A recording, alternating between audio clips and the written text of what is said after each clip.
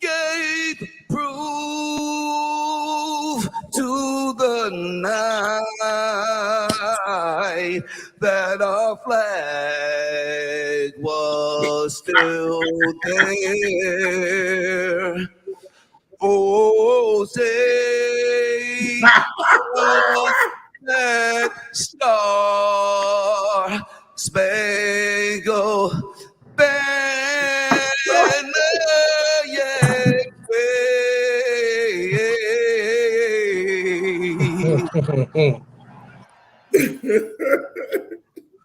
or the land of the free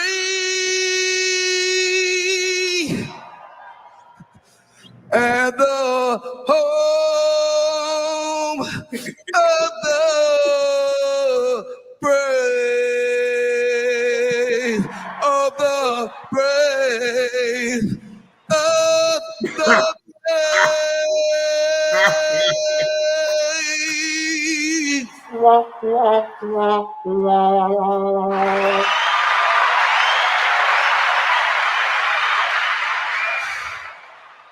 Welcome to Outlaw Radio on the Monday night live from the basement. Give me 3 seconds and I'll make sure you have a smile on your face when the show starts. Shout out to Flavor Flav for doing the national anthem last night before the Bucks game to bring the Bucks game in. Of course, the Bucks got their ass whooped. It ain't no coincidence. But shout out to Flav, man. Shout out to Flav, man. People don't really give Flav his just due on how big of an icon he actually is. My name is Kevin Barnes. Man, people don't really give Flav his just I am due the on how big of an icon I'm he sorry, actually is. I'm the world-class smartass, the host of Outlaw Radio. And I'm not alone, man. Mr. Carter, I hope we got your thingamajig tuned in. What's popping with you, man? How you doing tonight? Hey, man, what's popping, man? God damn it, Flavor Flav. You still tripping? Yeah, I that's why I asked you. Do you have your whatever tripping, you use? Do you have it on Wi-Fi or do you have it on regular just internet? You got to check because you got a severe delay. Shit. You got a severe delay. It's Outlaw Radio. We're gonna let Kamar get it worked out. Yeah. So we gotta figure something out because I want the people to hear you. I'm gonna give you a second to take care of that. I'm gonna give you a second to kind of figure out what the because you always figure it out. I don't know how. You used to say it gotta warm up, but I don't know. Real, how you doing tonight, man? Man, today is going on now. So you got a severe delay. Today been hectic, man. But hey, I made it through it. I woke up this morning at like 6:30 to no heat. So been juggling, working, and figuring out HVAC people all day.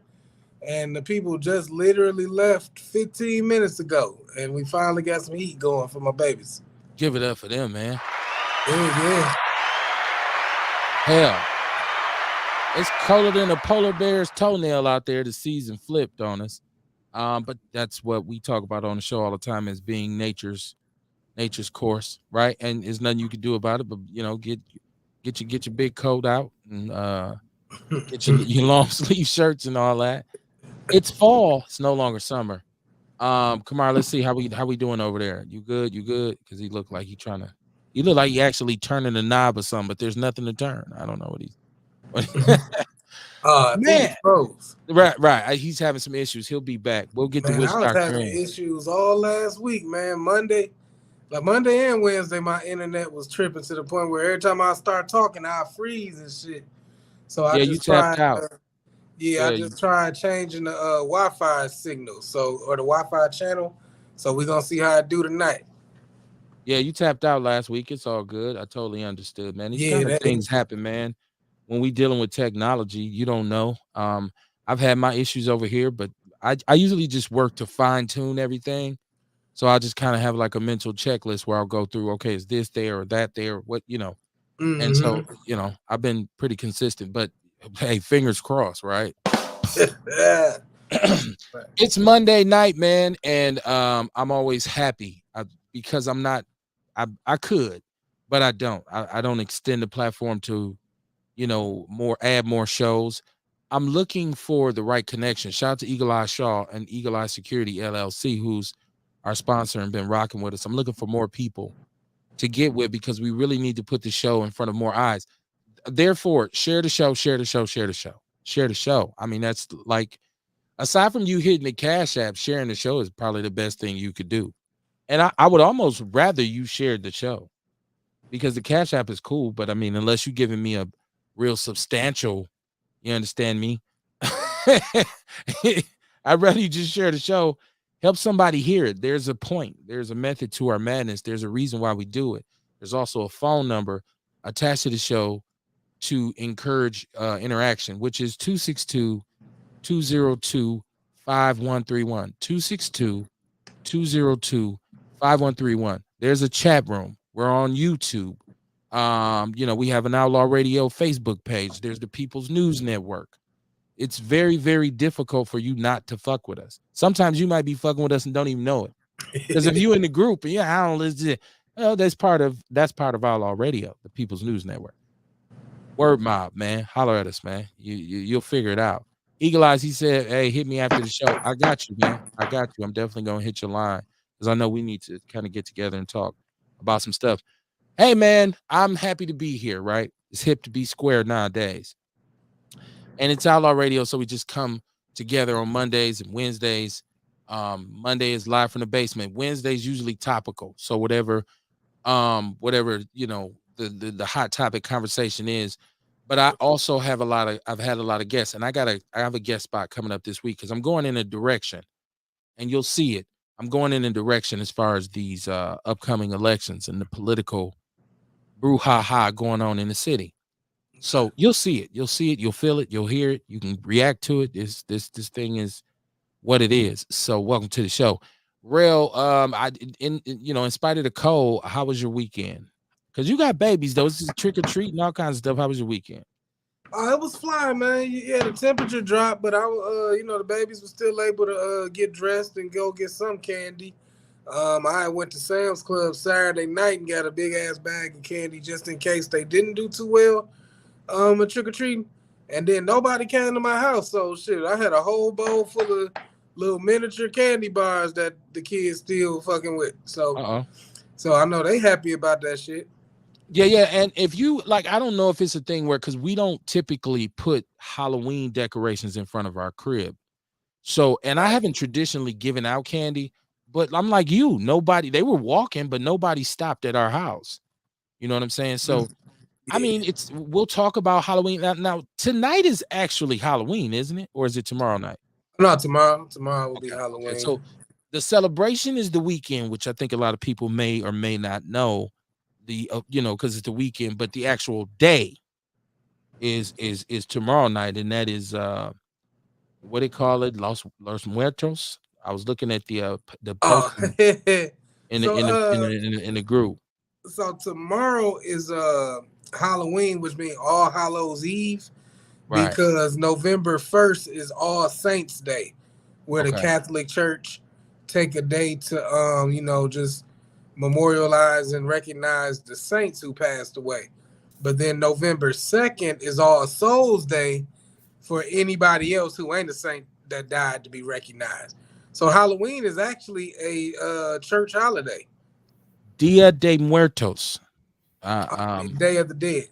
Yeah, and it's a lot of different things to different people, right? Because it's one thing to Mexicans and South Americans, and then there's one thing to Brazilians, and then there's one thing to America, because America, this is one of those hallmark holidays to the fullest. Millions of this if people don't understand how our economy flows, the most money that's made when we talk about quarters business wise is the holiday season. That's what every major business hangs their hat on, right? Especially in retail. So you got these Halloween, Thanksgiving, Christmas, New Year's.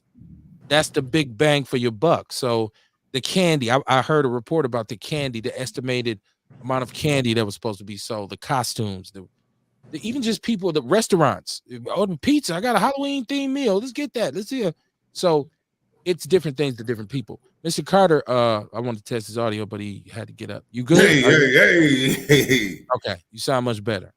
All right. I was going to get a lighter. I was going to go grab a lighter. Right. Okay, go ahead. Long as you straight, because we got I can hear your thing popping. So I mean, not pause. I mean, like you seem like you ready now. I was gonna say my thing don't pop, man. I know, man. I'm sorry. That's why I said pause. Like I said, I heard your thing pop. It's like I'll be right back. Yeah, you got to be careful, man. You got to be careful. We did a show called Fighting Words. We talked about the power of words, man. Be careful. What you say? Don't tell your homie you heard his thing pop. You might say, "What? What you mean?" I mean, shit. Mama Jenkins in the building. How you doing, Mama Jenkins? She says, "Good evening, my outlaw family. Let's make it do what it do. Hey, ready to learn something new and be informed on the latest shit happening in this raggedy city and beyond." Yes, ma'am. Yes, ma'am. Ewok in the building. He said 'twas the night before rent day. Right? Check ready. Ain't due to the 5th. You know, black people be like, I still got 3 more days. Right? That's how we budget. But yeah, Mondays, Wednesdays, 7:30 p.m. Central Standard Time. I asked Rail this question, Kamar, since I got your audio on point. How was your weekend? My weekend was good, man. It was cool. You know, it was laid back. It wasn't out the ordinary. You know, same thing I usually do. I did the Fondy Market Saturday. You know, had a good time out there with the people. Sunday, I ain't do much. I laid back, didn't hardly do shit all day. That felt great. You know what I mean? Every once in a while, I get a chance to do that. But this week, it's going to be different. You know what I mean? I got a lot going on this week. It's going down. It's all good because Saturday is my birthday. Hey.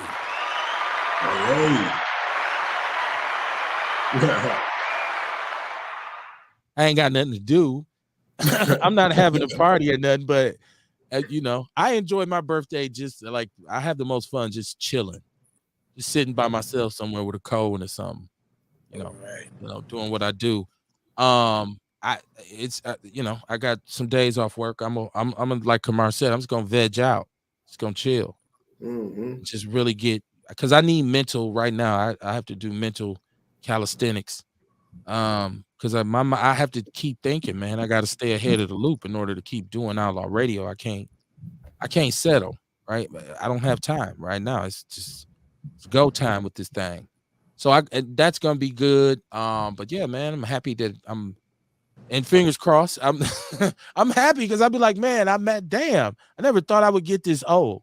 To be honest with you, I never thought when we were young, Kamar, you notice they told us our life expectancy was 19 and a half years old.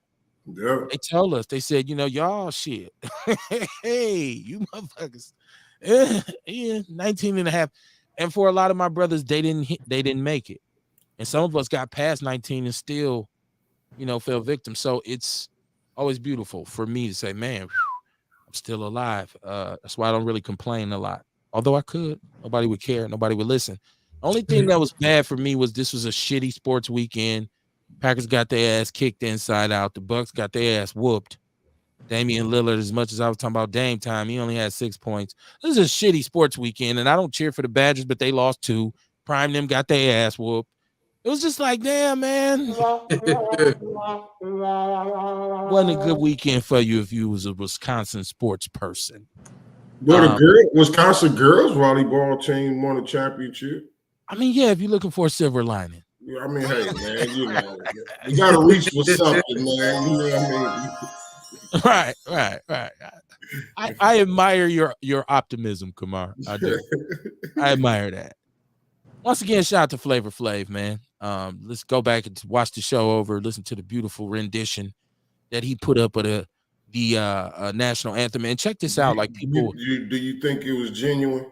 I do. Flav said that it was a bucket list for him, and also people don't understand Flavor Flav outside of Public Enemy, which is first of all, Flav's position as a part of Public Enemy, right, is iconic, and it don't get bigger, it don't get better, and you can't say Public Enemy is Public Enemy without Flavor Flav, right?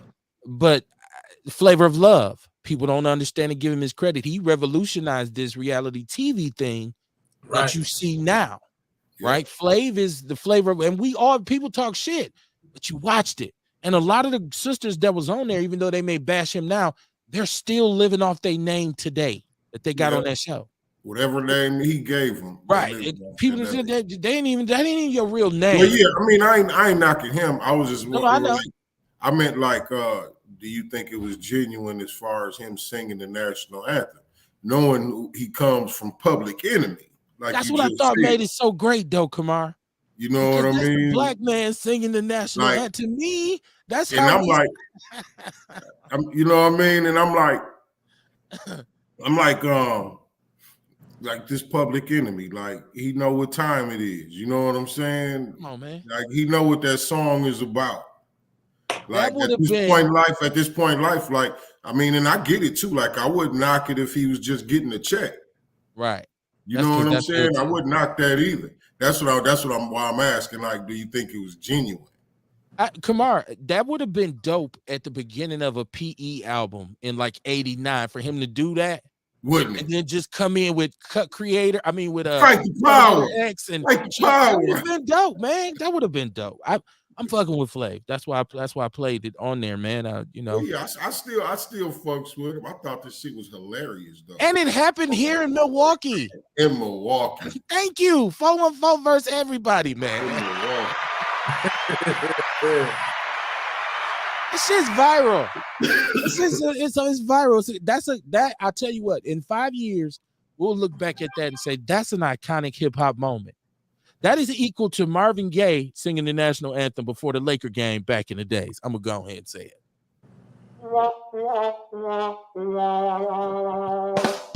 Yeah, you said that by yourself. No. It is. I'm gonna stand on it. I'm rocking with you, Clay. I'm rocking with you. I'm in too deep now. I'm in too deep. I'm gonna let you go there. I'm gonna let you go. I'm gonna let you take the thing, man. I'm gonna let you. Thank you for letting me live. Right. I went out there. I jumped out the window.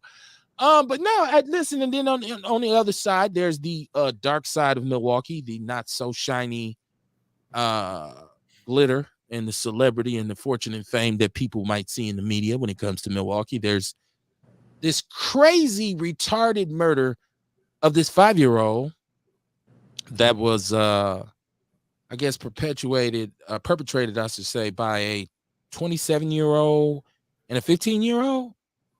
And I know the question that people are asking. They weren't black. I'm gonna go ahead and say it because it's Outlaw Radio. I don't know the shorty was fair skinned, but this was the 15-year-old name sounded Hispanic, and so did the other person. So, but this is a crazy case where the mom, just in case people want to know what this was about, the mom was living upstairs, and I guess these individuals were living in the basement, and she would allow the 5-year-old to go downstairs into the basement and play video games with these dudes or these individuals or whoever was down there. I'm gonna get into this. I'm just giving you all the facts before people start telling their opinion. And the 27-year-old, I believe, said he came in and saw the 15-year-old choking the 5-year-old, like they was playing rough. And then there's the report, the coroner's report, which details that the young 5-year-old was hit repeatedly with a golf club, amongst other like details where they both basically beat this 5-year-old to death, put his body in a bag, and dragged him down the street, or dragged him to another area and put his body in a dumpster. Yeah. We've had a situation in Milwaukee the entire summer where children, teenagers and young kids have been, being shot. We just found the young brother. What was he, 15, 14 in the house last week, decomposing? And that was a brother, by the way. So I'm just like, this is what makes me upset. And this is what prevents me from becoming a mainstream Negro, right? This is why you don't see me doing events, trying to be at certain people's on their platforms, or trying to get interviews with them or talk to them or be friends with them, because I don't see them doing or addressing these things like they need to be addressed. And I'm speaking of so-called leaders, politicians, all the name brand Negroes in Milwaukee. Milwaukee is a very name brand Negro type city. And so when I look at this and I say, well, you're supposed to be this person who does this, or you have this title on your office door and you're getting paid from us basically. And it's a shitty situation. We had a show last week called Ugly, where this was all about that's what this situation is, very ugly in this city. Go back and watch it. Damn, the numbers were shitty on there. Some of y'all didn't share the show last week.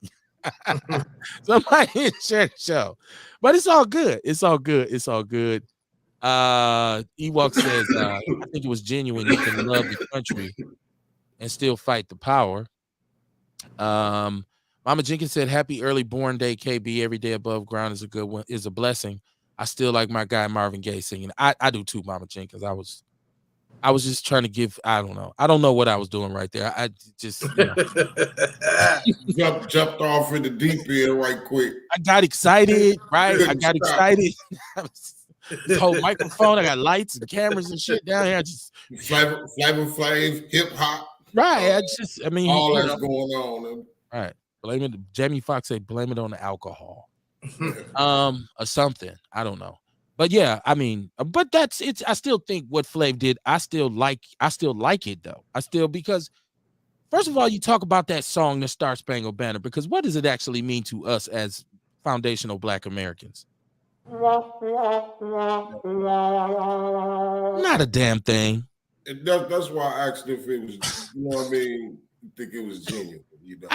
The Pledge of Allegiance. What does it mean to us? As foundational Black Americans, the Constitution, the Bill of Rights, right? These historical documents that are supposed to had like entrenched America as a great, like the greatest new nation, the new world and democracy, and they're all bullshit because they were written by individuals who at the time were slave, they were slave owners. They were racist. They were male chauvinists, misogynists. White men back in the days hated everybody who wasn't a white man, and they even hated some of their own. They even hated white women. Right. That's what I'm saying. So none of those historical documents mean jack shit to me. They are what they are. Right. Oh, it's in the Smithsonian. Okay. Dion said, I'm here. I see you, Dion, in the chat room. Y'all come on in the chat room. 262-202-5131 is the number for the show, but we got a chat room. Share the show. But yeah, this 5-year-old man is just kids in general. Like I hear people say all the time. It's funny. Dion's in the chat room because Dion said one time, I don't even like kids. Fuck kids. I love kids. I don't, and not in no kind of pedophilia way, but to me, kids represent happiness because kids are happy. It doesn't take much to make a child smile and laugh, right? You think about and we're all fathers. So you think about when your son or your daughter was a baby, right? And the most, like I have done this, I've gone and bought the most expensive toy with the lights and do all of the shit and the sounds. And I think like this right here is tight. I'm going to pay $75 for this. And you think like, because if I was a baby, I'd like this, right? And your kid look at it and be like, and it'd be something like a little ball. And right. They will have so much fun just with the ball. And end up saying, throw it to me, daddy. And you're like, boy, you better go over there and sit your ass down and play with that. That's not just brought from Walmart. He doesn't care about that. Or she doesn't care about that. I think that's what, you come in the house, man, I just bought $1 bag of gummy worms and pull it out for my kids when they was like, yo, yes. It's like, man, This is cool, right? So I don't know. If you don't like kids, I don't know. I look at you kind of like, I'm not saying you want some at an old age. I'm just saying how you don't like them. Like how you don't like kids. Like, kids are fun, man. And you have conversations with them. Sometimes they say the funniest shit in the world. You be like, what, little dude, what you talking about, man? Right. So yeah, man, that's the future. And if more people, maybe that's the attitude, maybe that's the problem, that people treat even raising their own children kind of like an afterthought nowadays. You know what I'm saying? Like it's like, yeah, okay, I got kids, but and it's like, what you mean? And motherfuckers, it's you know, God save the babies, man. I hate to see it, man. A 5-year-old, he ain't done what has he done in his life to deserve to be beaten with a golf club, right? But as a parent, that's also something that should tell you you don't allow your 5-year-old to go in a basement with some people and play a video game. Like that would have never flew when my kid was 5. Like, Daddy, I'm going downstairs and play video games with you. No, you ain't. You better sit your little ass. I don't want to victim shame the mom. She's obviously lost her child, but come on, baby girl. If you ever have another kid, you got to, when they little, you got to keep that's your job. Can't just go on outside.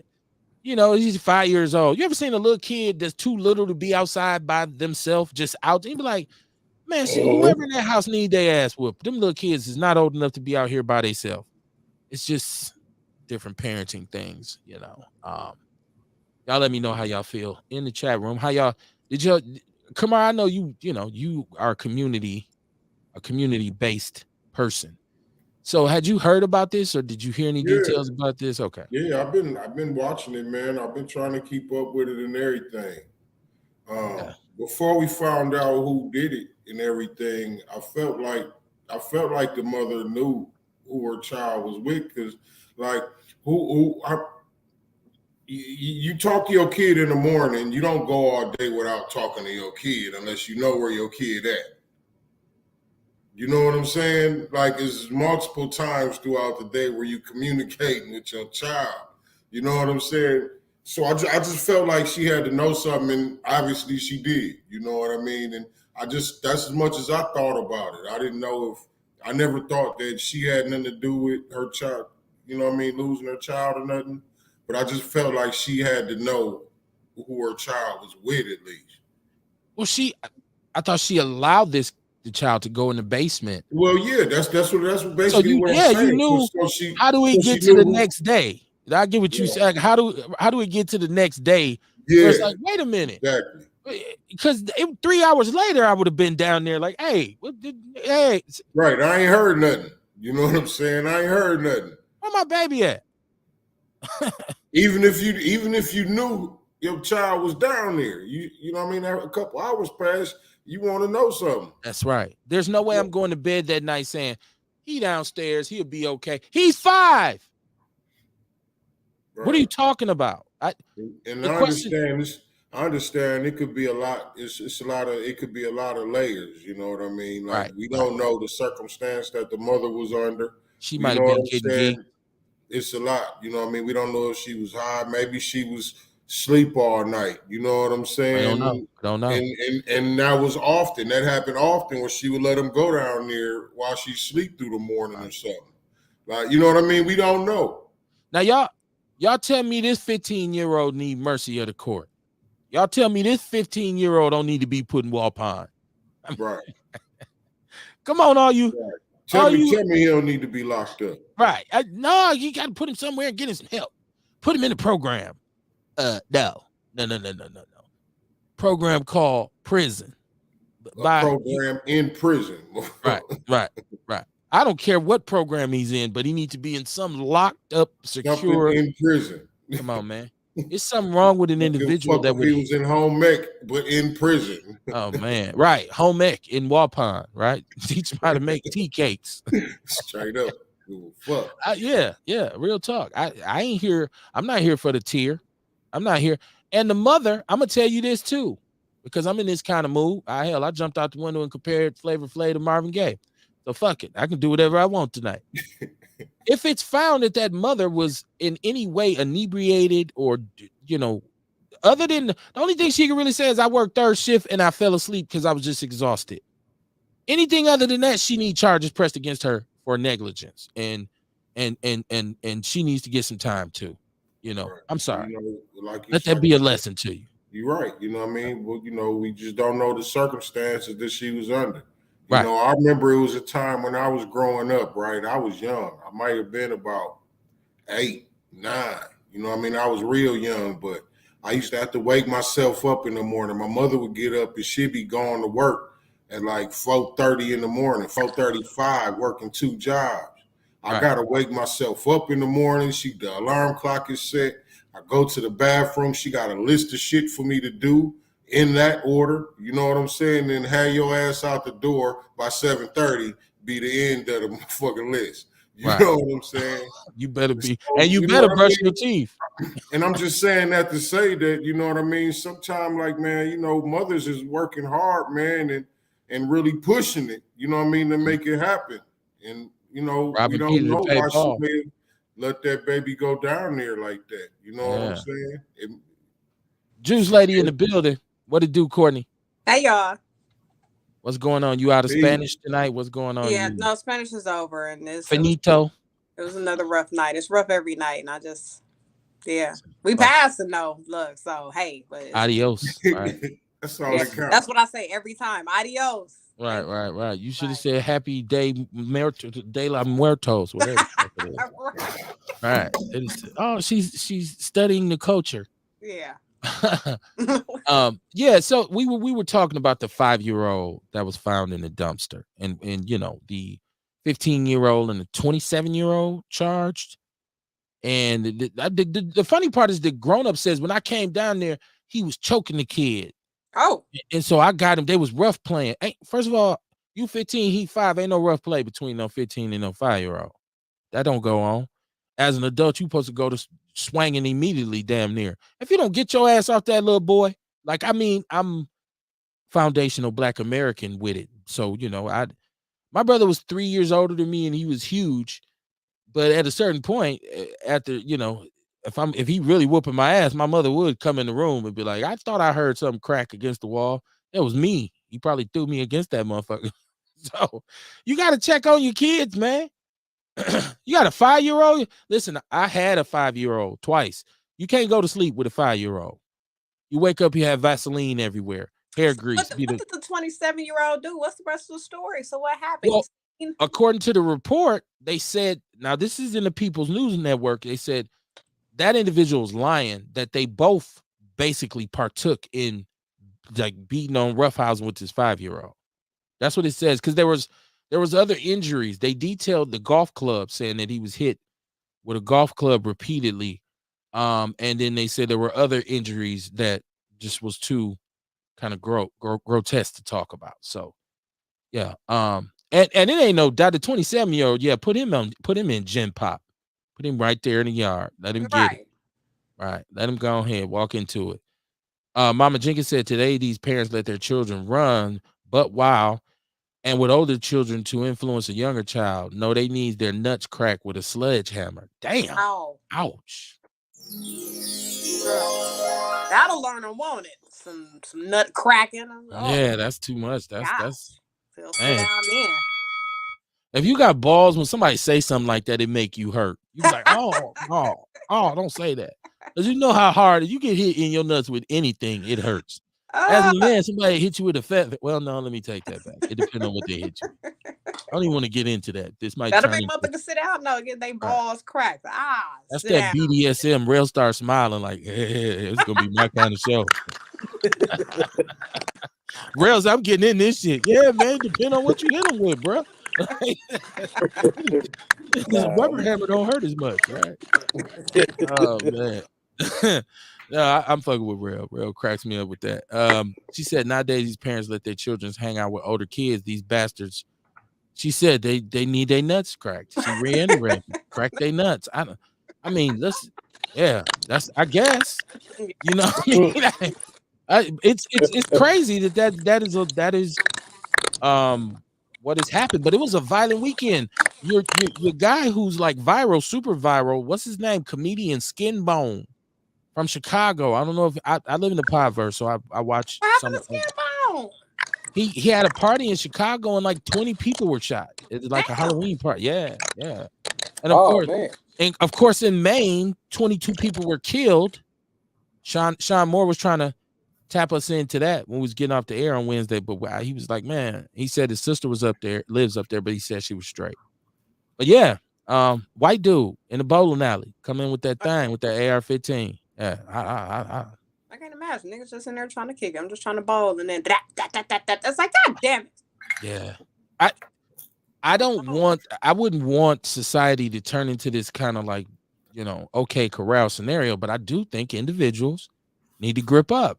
Like if you have a legal right to bear arms, you know what I mean? I think and now you can get, I know people say carry and conceal. I don't want to go through the process of, or the dragging through that when I know it's open carry, when I can just have it hanging on my hip. But that also creates a different kind of energy in the room.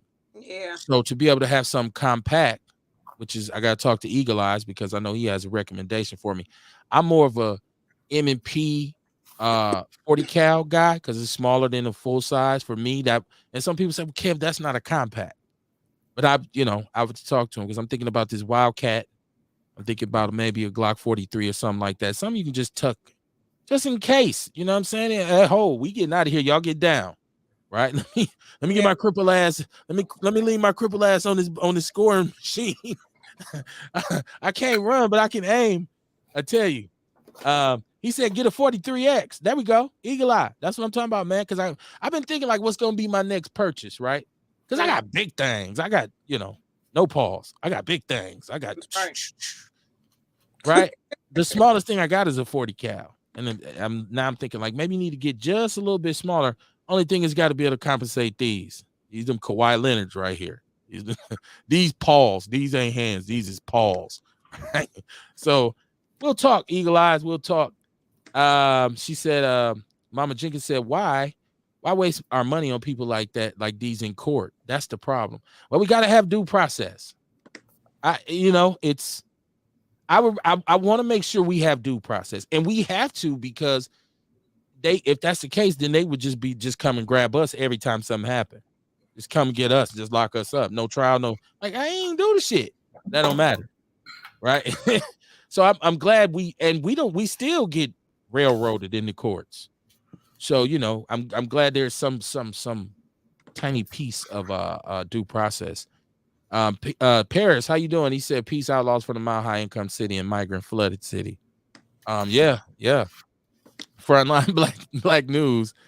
Shabaka's Black Experience Enhanced the Revolutionary Agenda. Says they got a show coming up on Tuesday, October 31st from 6 to 7. For Central to be 9 p.m. on Shabaka's Black Experience Enhanced. I'm assuming that's still on Blog Talk. Sharon Evans said Kev is a peacekeeper. I definitely am. I don't want to hurt nobody, right? I don't. My aim is never to kill anybody. I wish there was no conflict like that, right? I wish there was not a need to have it in that way because I don't really have firearms because I'm violent like that. I just like guns. I like the engineering. I like the way they work. It's just like, okay, this is something I like to collect. The fact that it may also have to be used to, eliminate a threat is crazy coincidence. But you definitely, if you can get one, get you one. Responsible ownership, right? And keep the kids and the baby safe. Go through all the protocols. And I keep saying the only real adjustment that I want the rule instituted that in order to purchase a firearm, you have to have at least 3 documented victories in a fight. Damn. Yeah. I think if you can't bring 3 people in who are willing to put official documentation down that they see you get busy with your hands, you shouldn't be able to get a gun. Because I don't know if I got 3, Kev. You know what I'm saying? Shit. I ain't had a lot of head up fights. Almost every fight I done got jumped, but I done came out like all right. But I don't think I got like, no, I don't. You know what I'm saying? Ain't 3 people that be like, yeah, Courtney beat me up, because ain't nobody gonna say they got beat up. They just gonna be like, we jumped her. So really, Kev, you saying I really ain't supposed to have no gun? Well, damn, but so if you got jumped, right? Say you got jumped twice. They beat me down? That's what you saying? But if you, I'm gonna tell you, if you got jumped twice, and neither time did you not hit anybody involved, then you shouldn't have a gun. If somebody can say she was fighting back, though, I seen her square up and they just overwhelmed her. Then I say, okay, let her go. But if they say, nah, she just balled up in the knot on the floor, no gun for you. No, they didn't overwhelm me. Okay. Oh, it was a good fight. So no, So you good. So you I good. have So a you good. gun. There you go. Sure. I mean, it's too many cowards with guns. It definitely is, though. It really And is. too many lunatics. I'm saying that jokingly about having to be able to win a fight, but there needs to be stricter checks on guns. Like if you got mental health issues, if you got any DVs, I think it should be a very thorough background check. I'm just being honest with you. But a lot of mental health issues aren't documented. A lot of people around us got mental health issues. I think a lot of them niggas on Fond du Lac, they might not be in the system. They might just be crazy and they ain't been to no doctors. They're not diagnosed. Who's taking care of them? A Well, lot so of people. if they've had an incident that was related to mental health, so maybe okay, you ain't got no diagnosed sickness, but you got a arrest in which you just fought 5 cops and beat up your baby mama and your mama that night, and the stun gun didn't work on you. Yeah, you shouldn't be able to get a gun. That He it's probably just not like, probably a felon after that. He probably isn't able. That was probably a felony. So, or it could be misdemeanor if it was mental health. It could be well, he didn't get charged. They dropped it because he they was hadn't fighting taken cops his. though. Anything dealing with some cops, they made that nigga a felon. Even if you off lithium, right? Off lithium, you can't charge him for that. Eli said, get training and take classes. Don't just buy a gun, learn all about the weapon. Yeah. See, and that is the thing about guns, caliber, style. Like it's so many variations. And I seen Eagle Eyes make a very good point the other day about don't tell me you are a gun person if you don't know how to take your gun apart and clean it. Because if you don't know how to take it apart, you don't really know how it works. Right? Like so, yeah, you gotta have full you have to have a full understanding of it. It's just like having a car. You got to really be able to understand how to whip and respect that car, and especially if you got something that's fast. And if you don't, you see what happens. So guns are the same way. You get a lot of people who don't even know. He gonna go get the biggest gun he can find, and he gonna open fire. I'm gonna put a switch on my Glock. I laugh at dudes who be talking about switches. Like, what you gonna do with a switch on it? What you gonna do with a switch besides hit everybody who you didn't aim at? Right. Right. You know what I'm saying? Know about your gun. You right. Learn all about the weapon, man. Learn how to maintain it. Dion said that's so lady like to see Courtney puffing on that blunt. Y'all Dion forgive is me. so irritating. I cannot stand him. Y'all forgive me for my Ron Burgundy. I just read the teleprompter. I just be reading the teleprompter. Dion, go get some business tonight. Please. He will be calling in shortly. I'm pretty I was sure. just gonna say he gonna call in a minute. He got nothing to do. Pretty sure he'll be calling in pretty soon.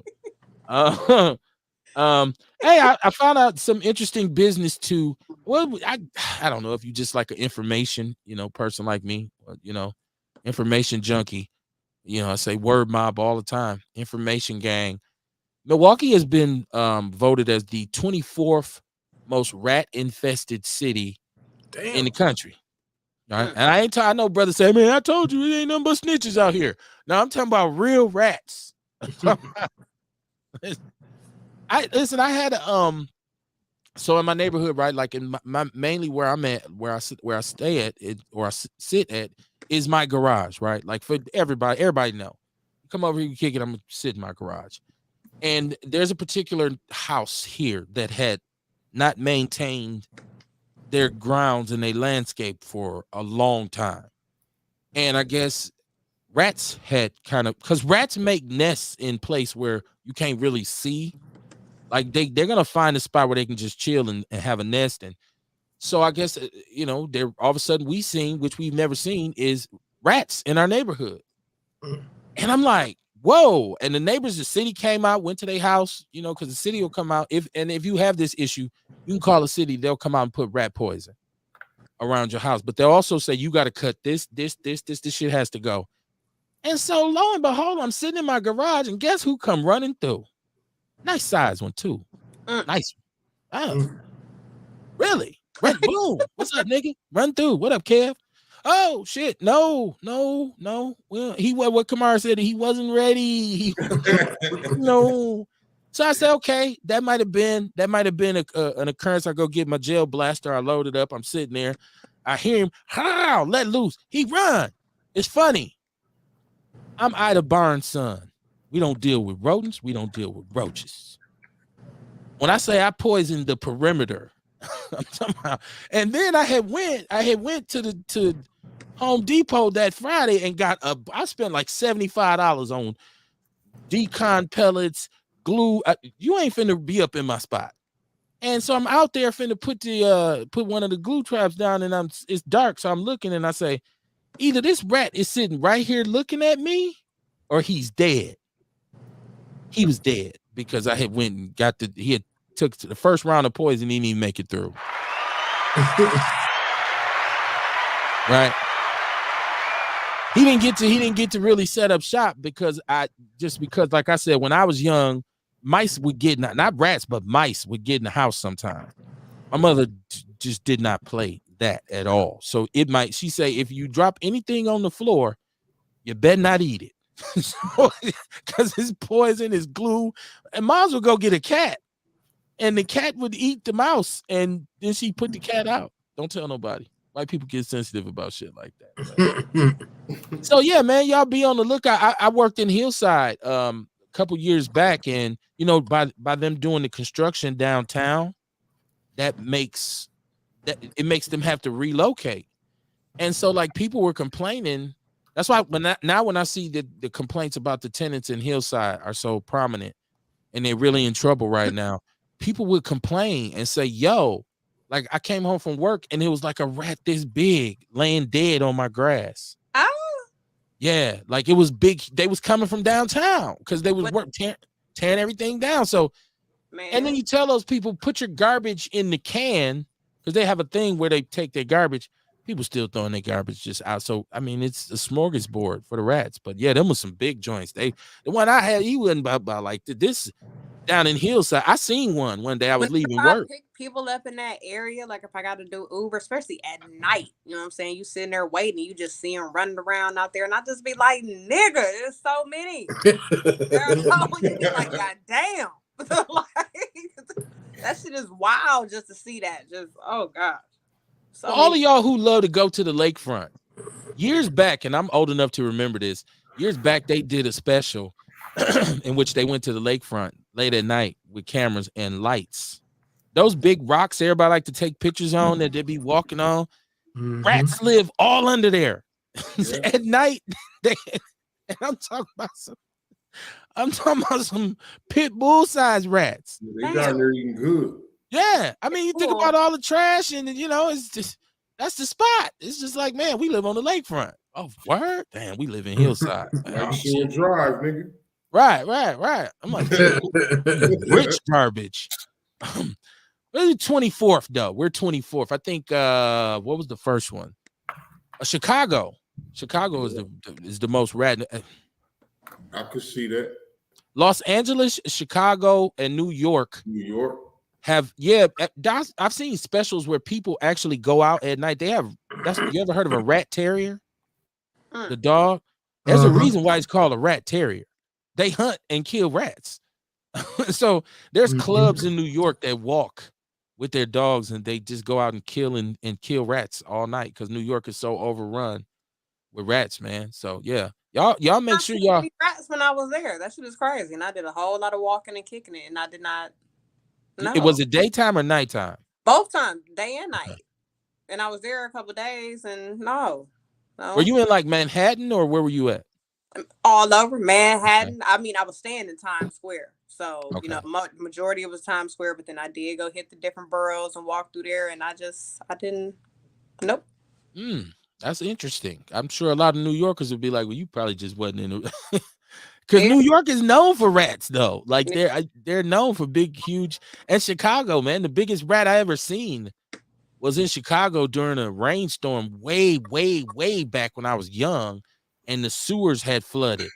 And we had gone to Chicago for the weekend. My brother and I wake up late at night. We're on our way to my auntie's house. And my father said, look there, sitting on the curb. And it's I said, oh, look at them puppies. He said, that's not no puppy. That's a Chicago sewer rat. And it was like a whole family. You ain't there looking old puppy. I said, Daddy, he said, boy, this Chicago. My father lived in Chicago for a long time. So he said, Man, we had rats so big back in the days they go in the refrigerator and take a ham out and eat it and leave a bone on the kitchen floor. We like, dude, stop it. But that's Chicago sewer rats, according to him. Dion, what it do, man? I know you from the Chi. Let's talk about them Chicago rats. No. I don't like I don't like. See, the thing what we gotta understand is that this is not our land. These animals was here before we were here. You feel what I'm saying? See, people have a misconception and think rats are nasty. To be perfectly honest with you, I have a rat as a pet. I bought it for my snake, but my snake didn't eat it, so I kept it, and my rat named Pinky. Rats are very clean animals. You have a domesticated mouse. You don't have a rat. You don't have a pet rat, Dion. Well, no, I have I buy it no rat. It's a rat. It's a mouse. It ain't no mice. It's a rat. It's about big as your hand. How long you been feeding it? I've been having Pinky like a year and some change now. Okay. It's a mouse. Yeah, that's it's all right though. But yeah, though, that's like this is right. I'm driving down this highway. And if a deer run out, I don't want to hit and kill the deer because the deer is only trying to do what a deer is supposed to do. Get to the other side. We look at it and see the thing about it is we look at it and feel like rats and squirrels and stuff are pests. But before the land was built, all that this was their land. They've been roaming and ratting and squirreling for centuries. And then we come build these goddamn roads. I love squirrels. Let me ask you a question. Let me ask you a question. And this is in regards to your pet. You saying all this, right? But does Pinky just kick it? Does she have a cage or a tank, or does she just walk around the house? Well, to be honest with you, she has a cage. But if I spend more time with her, I probably would let her kick it. You could train them, or you could open that. You could open their cage and then go back in the cage. Now, I don't want her just running around the house. No, let her go rat. Let her go rat. It's her land. Let her do her. I don't want her to rat like that. Hold on. Now she can rat in the basement. Every now and then you open the basement door and just let her loose, and she just go down there and just roam, and then you be like, she cool. She in the basement. Okay, so you just let her out and just let her run around like a puppy. Sometimes just go ahead, run around. No, because I don't spend enough time with her for her to become accustomed to me holding her and handling her and then letting her in and out of her cage. So if I let her out, I might have a hard time catching her. But she might not run away though. She know who I am. If I go in the basement, I'll be like, Pinky. She'll wake up and look at me. Or like if she hungry or thirsty, she gets to shaking the cage, she'll raise hell. Damn. You know what I'm saying? So I'm surprised you didn't see my Facebook post. I had a big ass like Hermes python. Well, my snake just passed away this Monday. Oh, yeah, my snake just passed away. Yeah, I had her for 9 years, bro. I've been her since I lived in Westlawn. I bought her in 2014. She was 18 inches long, and I raised her to be 13 feet, and she weighed like 60, 70 pounds. You know what I'm saying? I've been fucking reptiles all my life, though. It ain't just like I woke up one day like, oh, let me get a snake. I've been doing this shit like when I stayed in the city. You know what I'm saying? I had boa constrictors, ball pythons. Did you have a pet rat in Chicago? Did you have a pet rat in Chicago? But I always had gerbils and hamsters, though. Well, that's different. I mean, did you catch one in Chicago and be like, you know what, you come and live with me? Oh, no. But I see the rats running. You know, you will see them crossing the street and shit like that. You slow up. You know what I'm saying? Like, I mean, if I see them, I will. I won't run them over. You know what I'm saying? Like, I don't believe in that shit, though, bro. You know what I'm saying? Like, they got a right to live just like we all got a right to live. You know what I'm saying? That's why I used to compare, like, in the animal kingdom, snakes is like black people. Everybody hates snakes. They don't understand a snake. You know, they believe in that biblical shit, and they feel like Lucifer was a snake. So that's, you know, like, what have a snake ever done to you? That's what I ask you. Oh, well, nothing. That's slimy. No, a snake is not slimy. Oh, well, it's going like people used to tell me, like, my snake, they'd be like, well, your snake gonna snatch you up to eat you. No, the hell it ain't. My snake has to at least be a 500-pound, 27-foot anaconda, or my shoulders is 48 inches wide. probably larger than that. So in order for a snake to open his mouth and swallow me, it has to be a very large snake. It just ain't gonna be no average snake with a head that's 6 inches wide. Like my snake, her head wasn't that big, but her body was a little bit bigger though. But yeah, I love animals, bro. I see it. I love animals. Like I be thinking about it. Like when I get me some land down south, I want to build me like a little lake in the back. You know, not too big, and I want to just have one freshwater crocodile. You know, raise them from a baby. Like I go to reptile shows and all that shit. You know what I'm saying? Like I can get cobras, rattlesnakes, all that shit. So I like animals. You know what I'm saying? But yeah, though, bro, it was sad. It was sad the other day when I heard about that little 5-year-old boy. Man, I don't even know what this world is coming to with shit like that, though, man. I'm surprised Sean ain't on here politicking about it. You know what I'm saying? He just chimed in and said that he's at his son's awards banquet for football. So he's at his son's awards. Oh, that's good. Okay, that's good. I'm sure it's good to see it's good to see the click here. I see old girl sitting up there smoking that blunt. I knew he was gonna bring it back up. You might as well crack a 40 and drink dead out the 40, because that's just so lady-like. You just to be sitting up here. Then I'm like, do women really be understanding how that look though? But I understand you're young, Courtney. At the end I understand you still young, and when you get older, all right, Kev, all right, I'll tell you. But Dion, you still gonna be in my inbox. So yeah. See, you ain't doing it to her though, Kev. What's up, Real? I'm like, Real, you must be on your phone or something, man, because I'm looking at your face on the what's the name, and my nigga took a little bug out. I'm like, damn, what's going on, my nigga Real? But you know I love y'all, man. You know I fuck with y'all, man. You know what I'm saying? It's always a good Monday. Yeah, Wednesday, instead of me going down to Memphis, I'm going down to Montgomery, Alabama. Uh-oh. And I'm going wearing Milwaukee Bucks, and I'm going to go down there on some Milwaukee goddamn versus everybody shit. You hear me? Get your ass whooped. This rough in Memphis. Oh, man. No, I ain't going to Memphis. Alabama. No, I ain't going to. Man, listen, yeah, you already know. You already know Milwaukee. We gonna show up and show out. You already know. You already get arrested. We gonna show up. No, I ain't gonna do that now, kid. Don't do that to me now. Cause I have to call you through you're like, yeah, man, I need you to go whoop. I got you when I get back. Cash out these police something. And the police get on the phone like, this is Kevin Barnes. Like your guy, be honest, down here fucking cutting up. Like you need to come get this nigger. Like you need to come get this nigger. I see your show on Outlaw Radio. He told me who you were. Like, you boys need to come on down here. We'll show y'all a good time. That girl that smokes the blunts with the red hair, bring her too. All right, Karen, love, real. Oh, my God. Yeah. Dude. Yeah. Man. Shout out to Dion, man. Courtney, you know. I gotta tune Dion out, man. I gotta focus on other shit. Nobody got time for Dion. Got time for that shit. That's why he blocked. You see, ever since he been blocked, he been on a rant. Wow. You know, it's Outlaw Radio, man. The opinions expressed on Outlaw Radio are solely those of the motherfucker that said it. No to be mad at, right? Mama Jenkins said, I don't want to hurt nobody either, but it's better scrapping their ass up from the chalk line than mine. I got my gun for protection because I've been robbed before. That's a scary feeling when somebody put a gun on you and take your shit. She said, you got to go to the range and learn how to shoot it. When I first fired one, it damn near took my arm off just by some lie and let them feast on that. She talking about the rats. We don't have them either, but I fertilize around my house every season. Yeah, I went around, like I said, I did the whole perimeter joint, and then this dude was bold, man. He thought he had found him a spot. He had dug right behind my garden, by my garage. He had dug holes.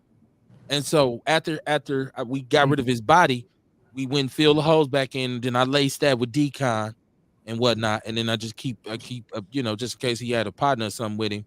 And it ain't been none. I guess he had just thought he had found it. They were probably just looking for somewhere, because I'm pretty sure other people had seen him too, in the immediate vicinity. So yeah, but he had to go. It's you got to go. We won't have you here. You got to go. Ain't enough room for both of us in this garage, bro.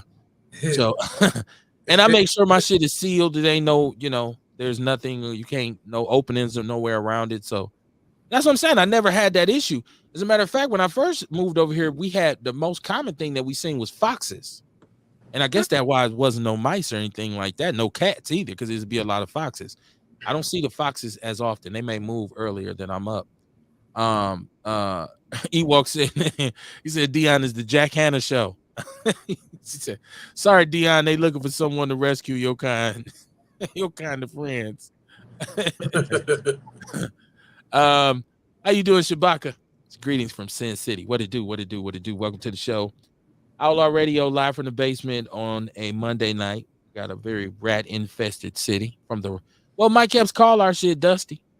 Hey, Dusty and he coming back to do a show. Right.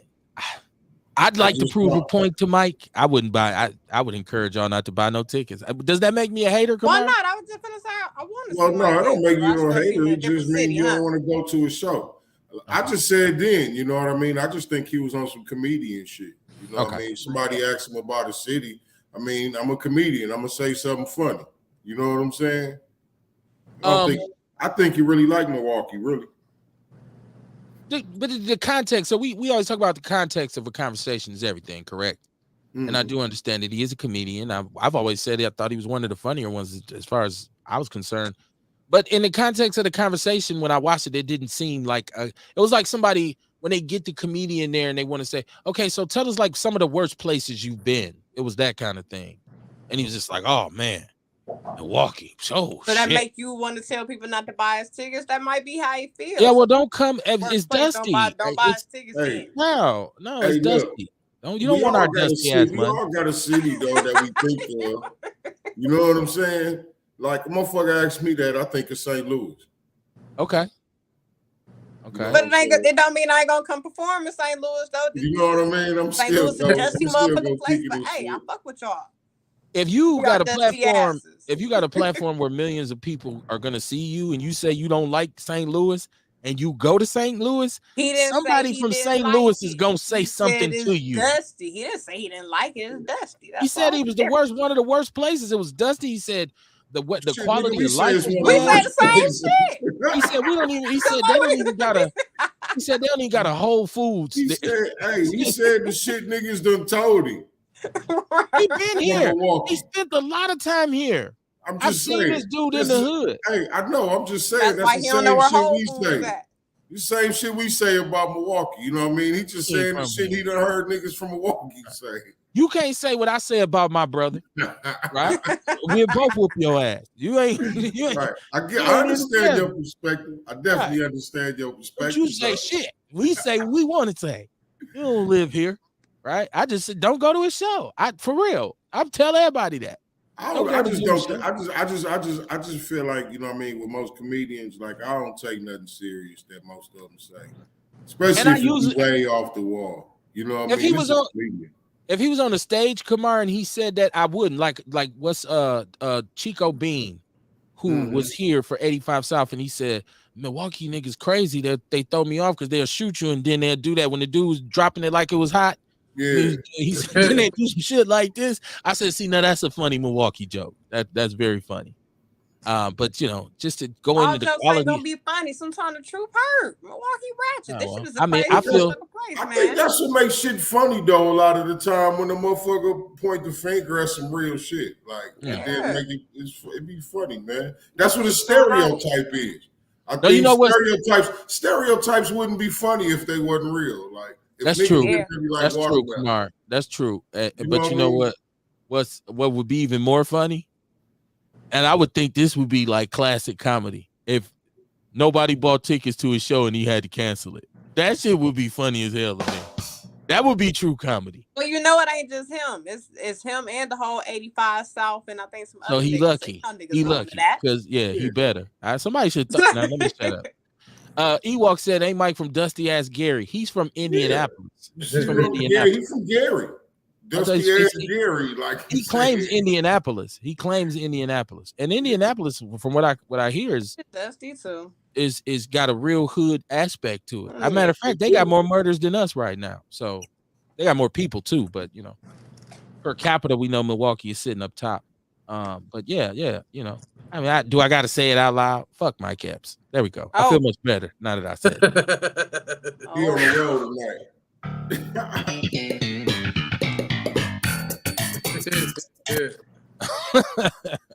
Fuck Mike Epps, right? Jokey joke. I was joking. I'm a comedian. I didn't mean nothing by it. Whatever. In my Charleston White voice. Yeah. Fuck Mike Epps. Yeah. Hey, but did y'all see, on a more serious note, I gotta bring it back in. Because I thought this was very interesting. Waupun, right, which is the maximum security prison here in Wisconsin. And I'm not trying to be funny. Have either one of y'all ever been to Waupun? Have you ever seen it? Like, you ever went there? I've been on the outside. Right. Okay. Just, I mean, like on a visit, not necessarily even locked up in there, but just Waupun is a very intimidating looking place. Like, when you drive up to Waupun, you say, "Oh shit, it's a prison," and it looked like an old school, straight draconian prison. And that's how most of them look. Most prisons are. Hey, listen, dig this. Most prisons look like a castle in the front. Okay. It's crazy, dog. They look like a castle in the front. Green Bay is a perfect example of it. You see how, like, even in Waupun, like how the walls, they got that type of thing on the top of them, like just like a castle. Yeah. You know what I'm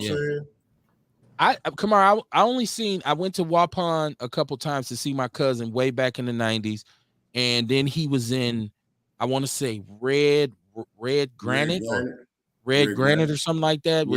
It was minimum security. Medium. Yeah, it was when he finally was, because he went from Waupun, got shipped to Texas, and then came back and was in red granite, and so we went and seen him there. But, and you're right, they all look pretty ominous, but Waupun is just like, it looked like, whoa. Man. Like, oh yeah. And they have been on lockdown since March, right? Since March. They call it restricted movement. They've been locked down, and so the prisoners there, one of the prisoners, there's 10 of them. I'm sorry, 10 of them have a class action lawsuit against Waupun, I guess, or against the state, because they talk about the lack of services not being provided for, not being able to move around. There's suicides, cats committing suicide. And then they said that 50% of this prison staff is unfilled.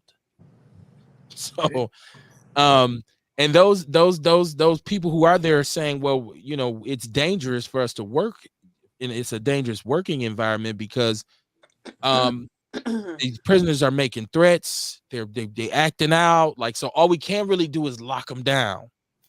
And so I've always been on the narrative of talking about the narrative that the Department of Correction feeds so many people up north.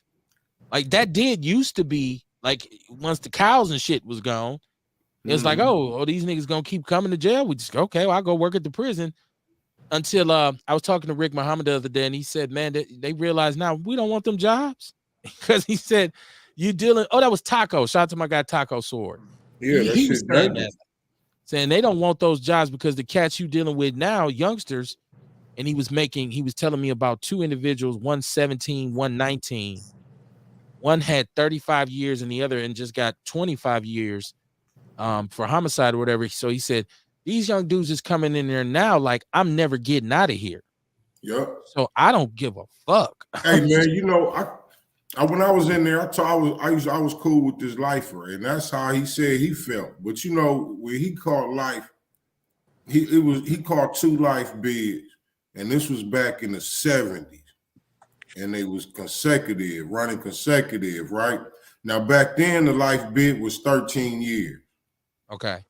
But since he went in, he said since he went in with it in his head that he had 2 life bids, he felt like he wasn't never getting out.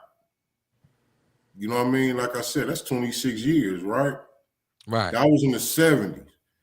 And this was in 04. You know what I mean? Like, dog was supposed to be bought out by then. But since he felt like that and he went in just acting a goddamn fool, you know what I mean? Like they doing now. You know what I'm saying? They going in with these bitch and they, you know what I mean, feeling like they ain't never getting out.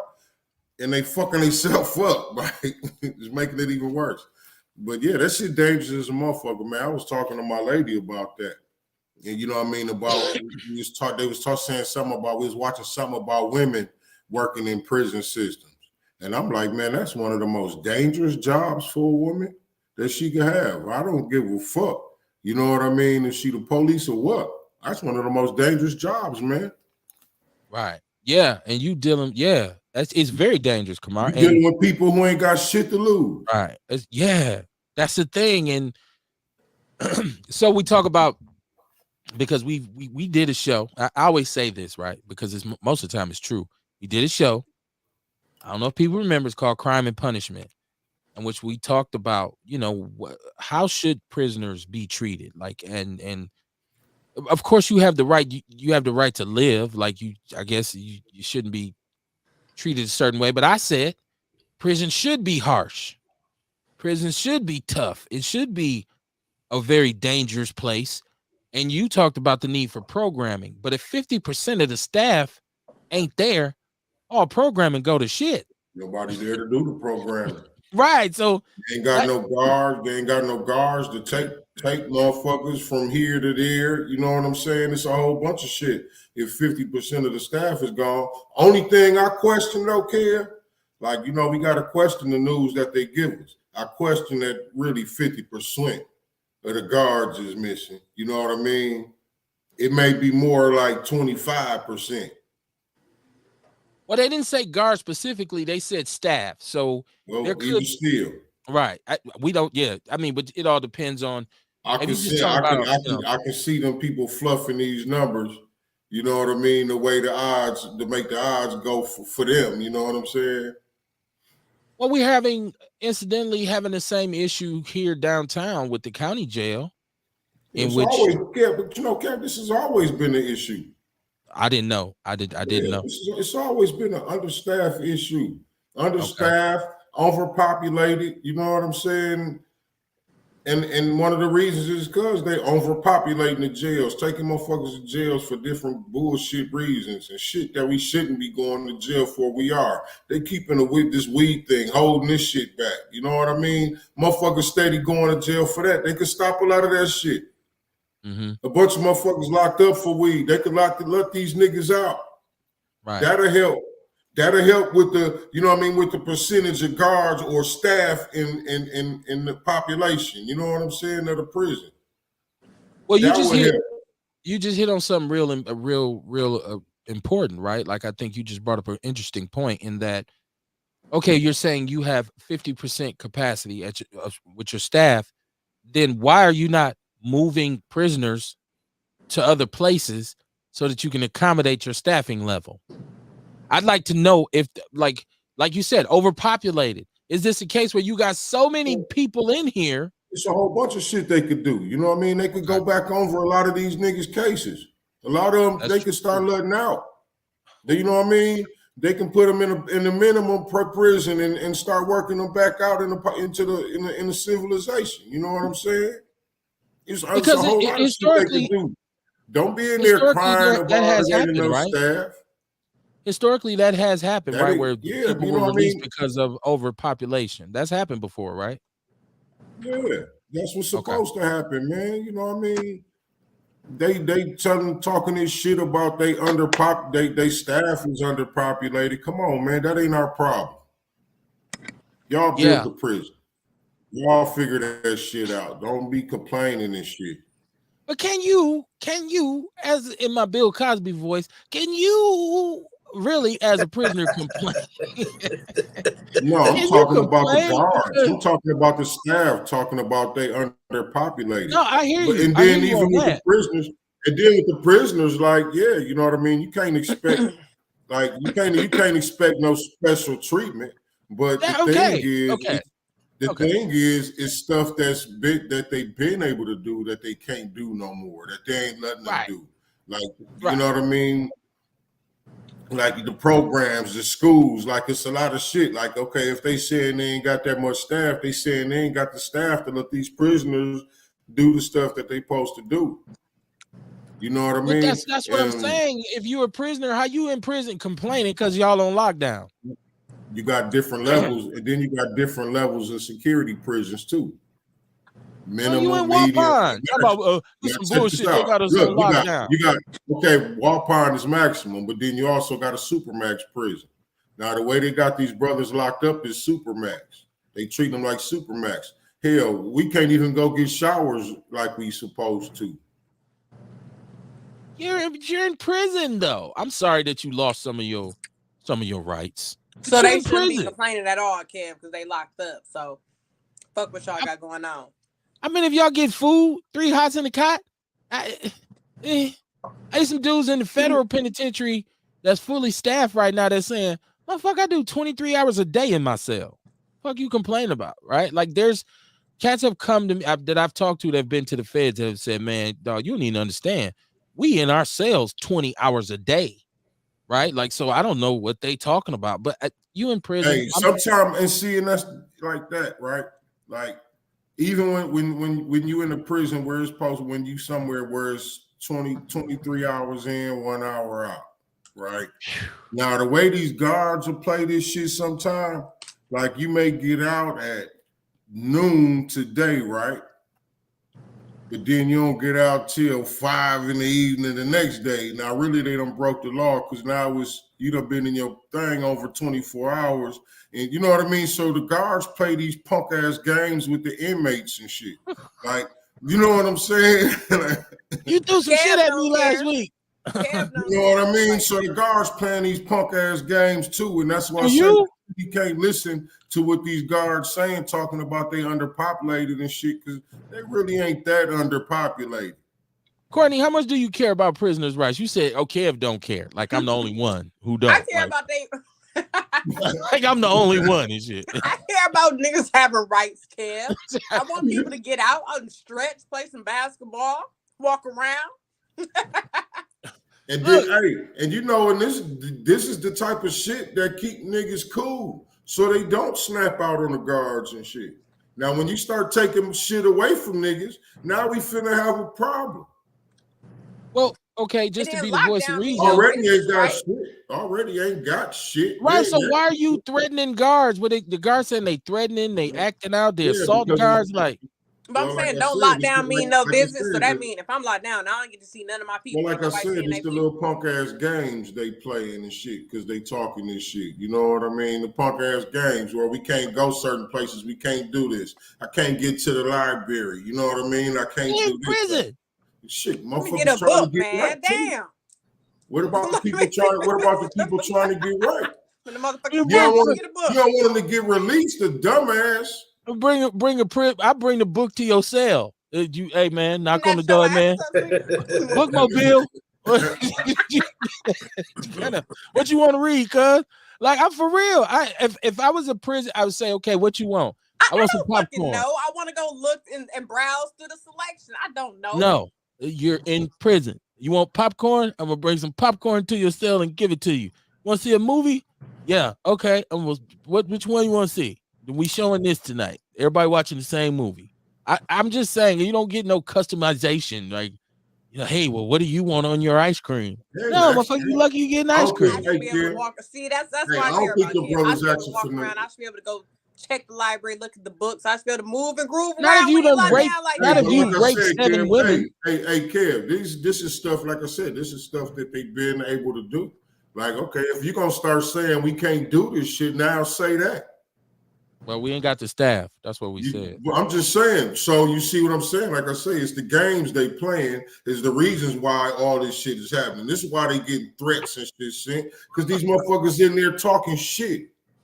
Like they could whoop a motherfucker, treating you less than a man and shit. You know what I mean? Like, it's a whole bunch of bullshit going on. You know what I mean? They in there whooping prisoners' asses and shit. I mean, you know what I'm saying? It's a war going on with the guards and the prisoners. It's all type of shit. Yeah. Come on, man. Like, but then all we hear is the guards saying they threatening us. It's prison. This ain't the Boys and Girls Club. And you chose the job. You chose the crime. That's why your ass in here. Now get in jail. Hey, but you know what happens on this job. Your cousin told you what happened at this job. Your cousin told you what happened in Walpine. Get your ass in that jail. Yeah, I get that, Kev. I get all you saying, but it's a whole circle, though. You know what I Right. mean? It's a whole circle. You ask why, I'm telling you why. You ask the I hear you. question, I'm just answering it. I hear you. I hear you. I'm an asshole. I'll say it out loud. Fuck them. Stop committing crimes. Courtney, but you're a prison rights advocate, is because you become one tonight. You are taking that role on our show. My brother Okay. been in prison. I was a felon before. Got homies that's been in prison since I was young. It's a lot of sides to this. And like, if I was to be in prison and you was treating me like that, Kev, I'm an organizing type of person. I'm organized, snatching your ass up. We finna snatch this. No. We finna snatch Mr. Barnes up and hold his ass hostage. They gonna give us something. It's hard to organize when you don't get out your goddamn That's like cell. saying, hey Kev, that's like saying, that's also like saying the niggas that's in the street committing crimes wind up getting killed. That's what they get. I mean, I don't. That's not my perspective. That's not my perspective. Hey, because we all know living this lifestyle is either jail or death. Okay, so let's take it there then. If you are in the streets and you are murdering, you murdering, killing, and bringing death and destruction, and you get killed, then so be it. It is all good. I dig that. It's but everybody good. ain't in prison for that. Is what I'm saying. You got some niggas in prison for child support and they take care of their kids. Yeah, we started talking about you shouldn't be in Waupun for child support. So these brothers deserve some rights, man. Is somebody in Waupun for child support? I'd like to know who's in Waupun for child support. I don't know about Waupun, but I know what some niggas in Green Bay for. Niggas definitely get locked up in that child support. Green Bay is a maximum security prison. I know some niggas in Green Bay for it. How far behind in your child support do you have to be to get sent to a maximum security prison? For a judge to get on your ass? You start getting fucked up as soon as you get like over 800, it don't matter. 1,500, because I know you can't get a passport. They start taking your license. Yeah, over like 8 or 15. So fuck around, lose your job, your shit $300 to $400 a month. Oh yeah. They're not gonna send you to Waupun. You go to the House of Corrections in the county. Niggas get felonies for child support. Yeah. Kevin. Like I said, the Sing Sing. Niggas get felonies for child support. In Pelican Bay for child support. Yeah. So you goddamn right, I'm gonna be mad as a motherfucker if I can't go outside for my hour. You're supposed to do something about that. For my hour, I'm gonna be mad as a motherfucker. Okay. Let me guess the chat room. Mama Jiggy said, "Hey, this guard Mike can get it." Shit. Mama Jiggy said, "Hell, nobody working in the jails here, right, Kamar? It's all about money." I'm just listen. If you've been in there and I don't know anybody who was in there and was treated well, right? Like cats who we used to talk to Sean. We just talked to Sean Moore. Sean Moore was at the county. And we talked about the conditions in the county right now where cats are, ain't getting the necessary medical care, and there's all kinds of crazy shit going on because they're saying they're understaffed. They let motherfuckers die. At least keep a motherfucker alive so they can serve their sentence. Right. God damn it. Right. You know what I mean? Give niggas that much right. Yeah, now I'm not saying people would like kill them. I'm just saying if you're on lockdown, or they took away your library visits. Well, you had your whole childhood to go to the library, go to the playground, and hang out and kick it. You chose to shoot, loot, steal, kill, rape, maim, and murder. And now you talking about I want to go to the library. If you don't sit your ass down, get in that goddamn What about unsanitary conditions and no medical care? We don't care about that. They don't need that. I'm reading this right now. That don't matter. To a certain degree. To a certain degree, if you rape little babies, keep them. I say this, man. You got to keep a motherfucker healthy enough to serve their sentence, man. You know what I mean? Like, nigga, you gonna deal with this motherfucker punishment. You know what I'm saying? You ain't finna just die on us. Like, at least give them that much. Give them some respect, man. To the, you know what I mean? To keep them alive, man. They just let motherfuckers die in there. Yeah, just be real. Hey, because I was thinking like this. Hey, black guys, black people, stop going to jail. Like cut the bullshit. Stop it. Stop. Listen. Okay. Kev, stop acting like everybody to go to jail really did something. We know so many people that get locked up that didn't do shit and just get falsely accused. There's some people that get locked up for the smallest shit for really nothing. Like, we're not gonna act like it's just a whole bunch of motherfuckers that really. It is a whole bunch of motherfuckers that really did some shit, but then we know a bunch of motherfuckers that didn't really do shit. Listen, most of the dudes that's in jail, and you once again, the Ain't do opinions nothing. expressed.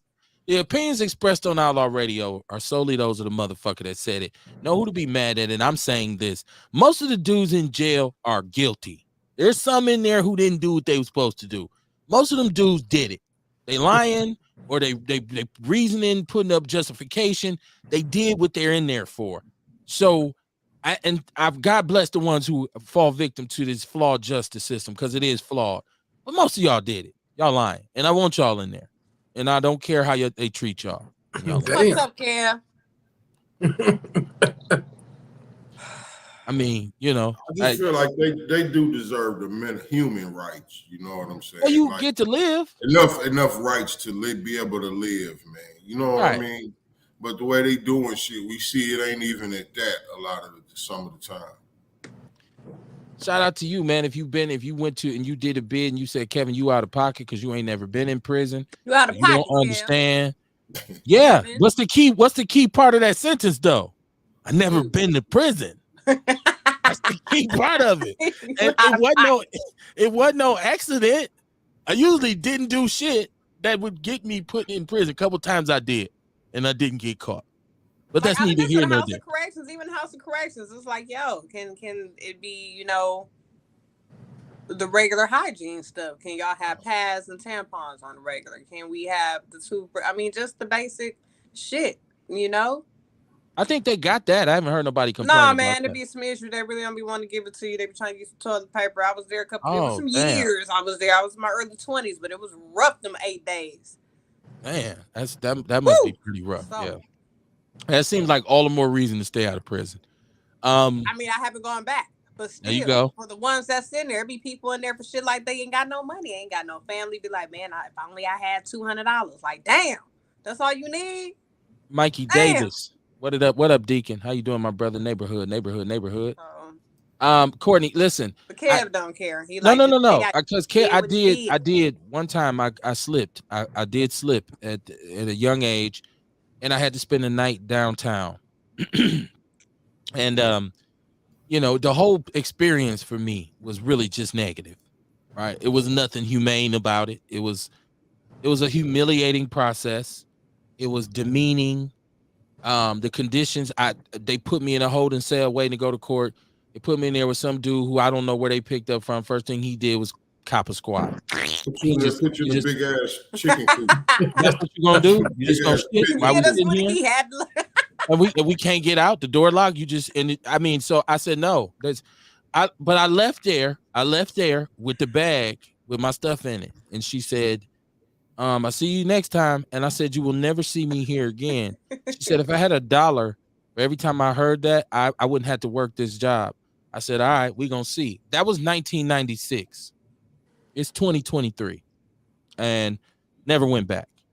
Was once again, it's not like I've been an angel to the point where I haven't done things that, if caught, there would have been consequential repercussions. The one thing about me was, had I gotten caught with what I was doing when I was in there, I'd have said, "This is what the fuck I get.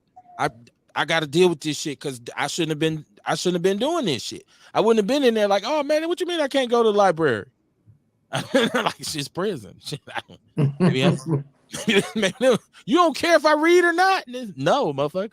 You know, they probably, like Kamar said, looking through your window, playing with you and shit. Like you know, and it's like, Kevin, hold on though. But you know, you just said something, and I understand that too. Like, it's a bunch of shit that go on, and a lot of time niggas do be like, well, you know, this is jail. You know what I mean? Niggas do say that, but you get to a point, dog. You a man. This is true. You know what I'm saying? You ain't gonna keep putting your motherfucking finger in my face. Right. No. And I'm not gonna keep coming back down here. Hey, remember, like I said, with the situation with T-Buck, you know what I'm saying, down there. They cut his water off. You know what I mean? Because they said he kept flooding the toilet. Well, when brothers start flooding the toilet, you got to understand that they flooding the toilet because the guards ain't doing something that they supposed to be doing. So you gonna get your ass down here and do something about this toilet. You dig what I'm saying? It's like it's always a chess match with the guards and the prisoners, man. Whenever you hear the news and you hear the motherfucking staff complaining about something, dog, they doing something too. T-Buck is a tragedy from the ground up. It's absolutely the worst case scenario. Is total negligence. I'm glad people lost their jobs. I'm glad this people the shit, were and charged. this shit that goes on that these motherfuckers is tripping over. If I could choose, if I could say that I would pick one where I would say, no, Kev, that ain't T-Buck's story would be the one where I would say, nah, because I know for a fact he didn't deserve that. And it shouldn't have even been, but that, Kamar, that story got so many different tentacles that we would, it ain't even, it's so, and he's not the only one. Have we had 7 people? Hey, Kev, hold on, dig this. And then the whole time they knew he had a mental issue. That's what I'm saying. Like he shouldn't even been You see what I'm saying now? Like I said, now I'm talking about how the guards act towards the prisoners. Yeah. Knowing it's a problem already, right? You cut this motherfucker water off while he tripping. Yeah, that's some bullshit. They ain't giving nobody to talk to. Nobody to, you know what I'm saying? They ain't try to help the man. So, yeah, and they wondering why motherfuckers wigging out on their ass. This is why it's so dangerous for them, man. Rest in peace. They quit poking the motherfucking bear, goddammit. Rest in peace to him and T-Rock. Both of them brothers, man. Both of them. Rest in peace. Shit. Kamar, you got me emotional. Now I don't want to be funny and be an asshole no more. I'm gonna have to get my energy back. Courtney, yep. Get him, Kamar. Kev, I know you get it. You know what I'm saying? And I know you got them for the sake of the conversation. No, listen. There's a part of me, Kamar, especially with the way the community is going now, with the bullshit that I'm seeing happening now, with the way I'm seeing individuals purposely cross the line and cost innocent people, and just we go. And this again, is I'm why standing on the track at a football game, watching my son, and some individual decides to pull out his gun and start shooting. And this is why they got the different levels of security, prison. Right. But it makes me say fuck them. It makes me not have mercy. To a certain level, you know what I mean? A lot of the time, you done did some shit where you need to be locked the fuck up. You gotta go. You know what I mean? Gotta go. Robin Harris, gotta go. I didn't, like I said, I didn't give out candy for trick-or-treating. And I told a story on here about trick-or-treating. And some people laugh, some people related to it, because back in the days, in early to mid, I would say mid to late 80s when I was a kid, and people would go trick-or-treating here. All of a sudden you start seeing needles and nails and all this kind of stuff in the candy. And so my mom, it got to the point in Milwaukee at one point back in the days where they literally said on the news, when you get your trick-or-treat candy, bring it to Children's Hospital, and they would run it through the X-ray machine. Yeah. Now, thinking back in hindsight, I don't even know how healthy that shit was. Just right, the radiation, right? We don't cook it for you. It's already fucked up. Right. So I seen that today. They put out another warning today because they were saying they found a nail in some candy, and it was. I saw that on the news. Yeah, it wasn't in Milwaukee. It was further up north. I had it written down. Yeah, I saw a big ass. They had a nail in a Tootsie Roll. Yeah, big one too. Big ass Jesus on the cross nail. Yeah, it was a crucifixion nail. The one that went through his wrist. Right. Kid would have thought it was a stick. Oh, Mama, I got a popsicle. That's a damn nail. I'm just saying, be careful if you took your kids out. My kids never really, if they went in daycare or something, but we never did the trick or treat thing. I've never, no jack-o'-lantern on my porch. I've never gotten into Halloween. I've seen people wearing costumes, and then I had to go and say, okay, well, Halloween represents a holiday for a lot of different cultures in which they basically are just honoring the dead. Because what I was talking about, Dia de Muertos, where they're saying they make specific snacks. I guess that's why we turn it into giving candy, they make snacks, and it's supposed to be about having an intimate moment with your dead relatives. So it's a night where they're allowed to kind of come and visit. You can sit down, man, I miss you, love you. Here, have a cookie. I guess. But so, and I look at how America kind of no, I didn't, you don't laugh at me, Kamar. I'm not as culturally sensitive to this shit as I'm supposed to be, just because it's no, nigga, I like race jokes. I forgot. You are somebody who loves race jokes, right? But no, I didn't give my kids have never, because we would buy candy and say, y'all want some candy? Here you go. It's Happy Halloween, right? Like, and so they never got to partake because I never got to partake. And I remember cats coming to school with a big bag and all this candy the next day. Be like, Kev, did you? I'm like, man, my mama bought us, she would buy us some candy. Here, y'all both take $5, go to the store, get y'all some candy, because ain't gonna be no goddamn trick-or-treating. And my mother blamed everything on white people. So she'd be like, white people out here sick. They put needles and nails and razor blades and candy and all this. Like, mama, do you really think I'm gonna miss a razor blade in a piece of candy? Like, it's just a big ass razor blade in a Snicker. You just gonna eat this shit. She just didn't trust it. So be careful, man. Get y'all kids, y'all. If you in your neighborhood and it's familiar and you feel safe, you know what I mean, go, but check it, especially if you got little ones. Yeah, Let me see that crazy when we was growing up. Hey, I remember walking, and everybody would be like, "Don't go to that house. They got needles in their candy. Don't go to that house." Wow, that's crazy, man. If somebody would want to do that to a child. Sean Moore is on the jack. What up, Sean? How you doing? What it do, man? What it do, family? Peace, Doctor, peace. professor, Negro whisperer. What's that? Ain't nothing to it, man. What's popping? Oh man, just left my son banquet holding one of his trophies, one of his plaques. Okay. Congratulations. Yeah, yeah, man. Got the captain award, MVP. All conference, man. Just so proud, man. Proud daddy moment, man. Just really, really proud right now. There you go. That's what's up. What's going on, man? What's happening with y'all? Everything, man. Everything is everything. As a matter of fact, it's 9:10, so we've been just flowing, just going, just organically oratorial, thesis popping, hypothesizing, right? Man, you sure be putting that Rufus King shit to work, don't you, bro? Well, it would be more the university level, as opposed to King. But yeah, I'll take it how I can get it. It is what it is. But right. You we are who we are. So Yes, yeah. Some people might have to go say, what do you say? Oratory or orgy? They have an orgy. All right, shout out to y'all. All right, all my partners in Waupun listening. I know they mad. Don't do that, bro. Don't do that, bro. You steady. Am I poking the bear? Am I doing too much? Am I gonna have half of what you say, Kamar? Green Bay? Techita. We don't talk enough about Techita, right? Courtney said they have a hard time getting pads. Shit, right? Y'all make sure them girls in Techita got pads, man. Make that a focus of the next gubernatorial budget, right? Fresh new draws for everybody, courtesy of Outlaw Radio.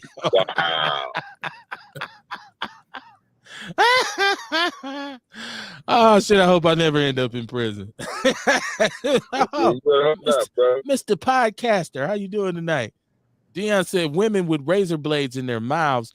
Why? You know what, Dion? I've never actually met a female who possessed that skill, who could carry a razor blade in her mouth. But if she did, show me that. Like, look what I could do. I would consider that the utmost red flag. That would be the last time I'd see her. Wouldn't deal with her. All right, I'm cool, baby. I'm good. You be with her mouth just start bleeding and shit. Somewhere shit just start bleeding profusely. Like just getting out the car door. I just tongue is cut in half and shit. I tell her it's not you, it's me. It's just me. It's me. It's not you, it's me. No razor blade. No females who carry. I was speaking of females with razor blades in their mouths. The NFL they have their first transgender cheerleader for the I know that was so fucking bad. I shouldn't even said that and try to make a connection between women with razor blades and transgender women. That was horrible of me. But the NFL has their first transgender cheerleader for the Carolina Panthers. Did y'all see this? Okay, it's in the People's News Network, and this is a muscle-bound brother, bald head, right? Just he out there pom poms. He's a cheerleader, and he said it changed my life. He said I'm glad that we can look past. They were able to look past and give me an opportunity, and You I know just what's go ahead.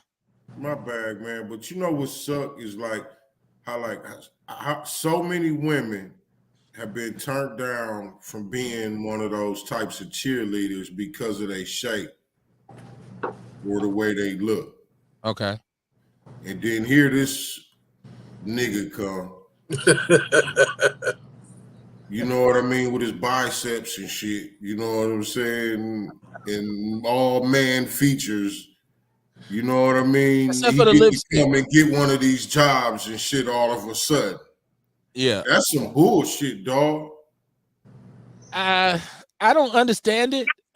Ernest Walker's in the chat room. He said Dwight Howard gonna come get that cheerleader.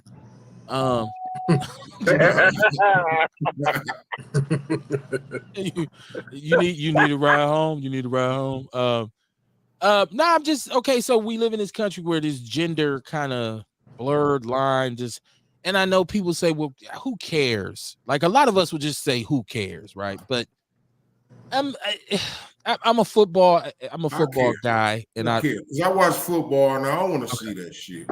Okay. That's where I was going. Like I don't, I'm looking at. I spent my life watching football, and you know what I mean. Come on, man. Yeah, don't it's try weird. to make me accept this shit watching football now. But on the other hand, if you had a girl playing, if a girl was playing quarterback, so what? Do it though, Kamara. On the other hand, he has a right. He's well within his rights to become a cheerleader. I'm the same person that feel like I wouldn't mind if a girl was playing a quarterback or something, right? If a girl's playing quarterback on the field, we talking about a man acting as a woman to be a cheerleader. You know what I mean? And so many other women couldn't get because they didn't fit a certain profile. Right. And he's black. And now this motherfucker don't fit the same profile that they all these years. You know what I'm saying? Now here he come and they letting this happen. He looks like a cross between Grace Jones and Serena Williams. It's so for all those women, you know what I mean, that couldn't get that job, man. That sucked. That does suck. Yeah. I mean, when will we see teams with entire transgender cheerleading squads? Just why stop at one? Let's get 3 or 4 of them. Like, No, let's not. The fuck? We ain't gotta do all this shit. I'm just saying, what's the difference? Like, okay, if this is what we doing, if this is what we at, because I don't believe a woman should be playing quarterback. I don't believe it should be a female playing quarterback, especially on a high level.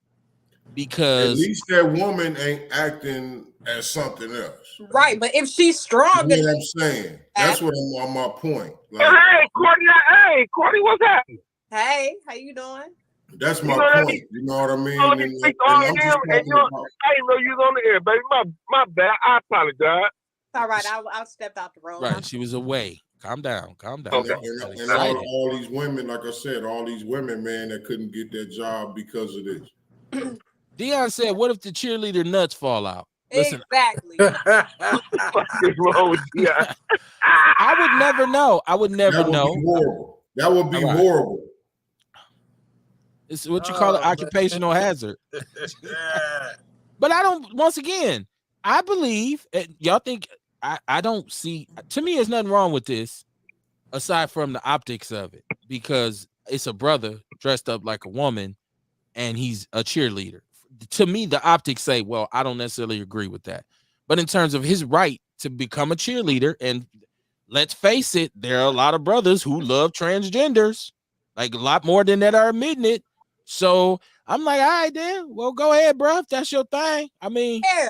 But what about all the other women? What was the right to all the other women that really look like women to be a cheerleader and they couldn't because they didn't look woman enough?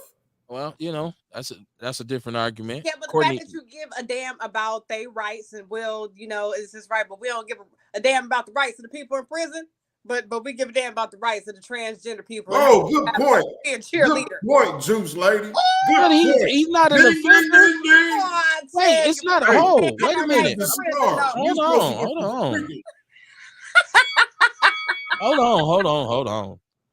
Now, I get you trying to make a comparison, but we talking about criminals. Is it a crime to be a transgender person? I don't think it's a crime. No. If it was illegal, I think it is. how do you think it's a crime, Sean? You identify as a lesbian. I'm a lesbian. I'm not a transgender. Some more sprinkles. That was a test for some more sprinkles, man. Oh, now the sprinkles come. Oh, man.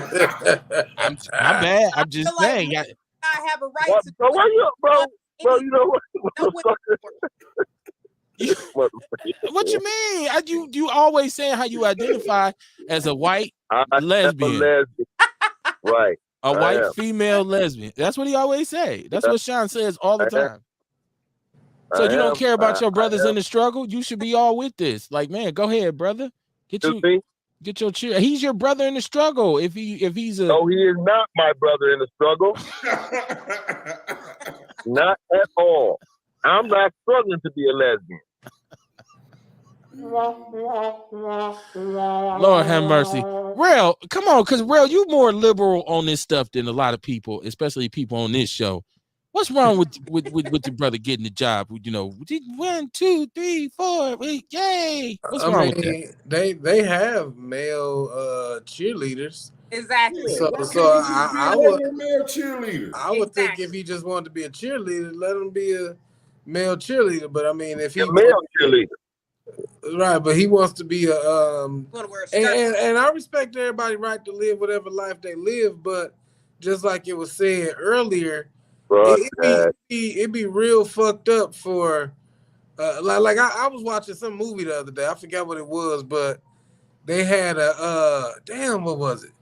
But it's this black dude that's I guess a known transgender, and now he's getting a lot of female roles, and it's like it's already hard enough for women to get a role, but now even those roles are being given to transgender people. So it kind of, I think it just makes it more difficult for a small window of people who already had issues getting positions. You know what I'm saying? Right. And those are the people why I say, well, it wasn't fair. What you say? What'd you say, Courtney? I think about your daughter, Kev. Just imagine whatever it is she likes to do that she misses out on it. Dad, they said I lost the last spot to a transgender. Because it was just because it was a transgender. Right, you know what I'm saying? And you gotta keep pushing. But That's some bullshit. You gotta keep pushing. Everything ain't for everybody. They gotta fill a spot. It was his time. It was his time. It was her time. It was her time. I did see that they did now put a law through to where in MMA, transgender females have to fight men, like or you know, hell yeah. Because it was a dude that was an MMA fighter just giving brain damage, fracturing women's skulls and shit. Yeah. Remember a couple years ago we had the dude who was a swimmer who could never win a meet, and then he became transgender and he won a gold medal. Yeah, he just swimming next to all the women, balls just all up in the pool. He just swimming. I don't know. All in the pool. I don't know. I don't know if his balls was out in the pool. I wasn't watching that. I just know it was a dude, and he was swimming with the women, and then he's like, "I won." I was like, "No, you didn't. You swim with a bunch of women." And he sucked, and he used to swim with the men, and he sucked. Right. He switched it up. Brought home the gold. Brought home the medal. Right. Dre said they could be getting them at some players' requests. Okay.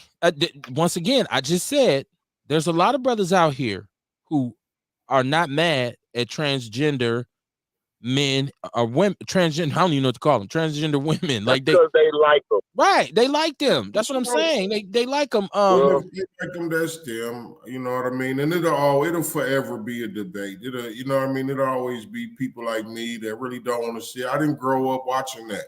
It wasn't all that wasn't in that sport. You know what I mean? And that's what I grew up loving. You can't just make me like the shit now. Come on, Kamar. Get with the times. Come on now. No, You can't no. just make me like this shit. The You fuck, can't just no. wake up one day, you know what I mean, and this is what it is. Well, hold on, because I woke up one day and I was a lesbian. See, there we go. I'm glad you in touch with who you really are. So you are all for transgenders getting jobs because you are. No, I am not. See, you can't be on both sides, man. You, Sean, I'm not on both sides. I'm on the lesbian side. So either you're gay or you're not, right? I think So, transgender should still get men jobs if it's a male transgender. I'm not gay. well, you a lesbian, Right. Because they still Lesbian. strong as hell. Go do some strong man shit, man. Come on now. I agree. Dion says men who like transgenders are homosexuals, plain They and simple. gay. Yeah. But how threatened are I'm starting to look around at us as The heterosexual. key word is he said they like him. Like, right, I mean, it's a difference from not being bothered by him. I'm looking They around like at us as him. You heterosexual like him men, more. and I'm starting to ask the question to us saying, why do it even bother us?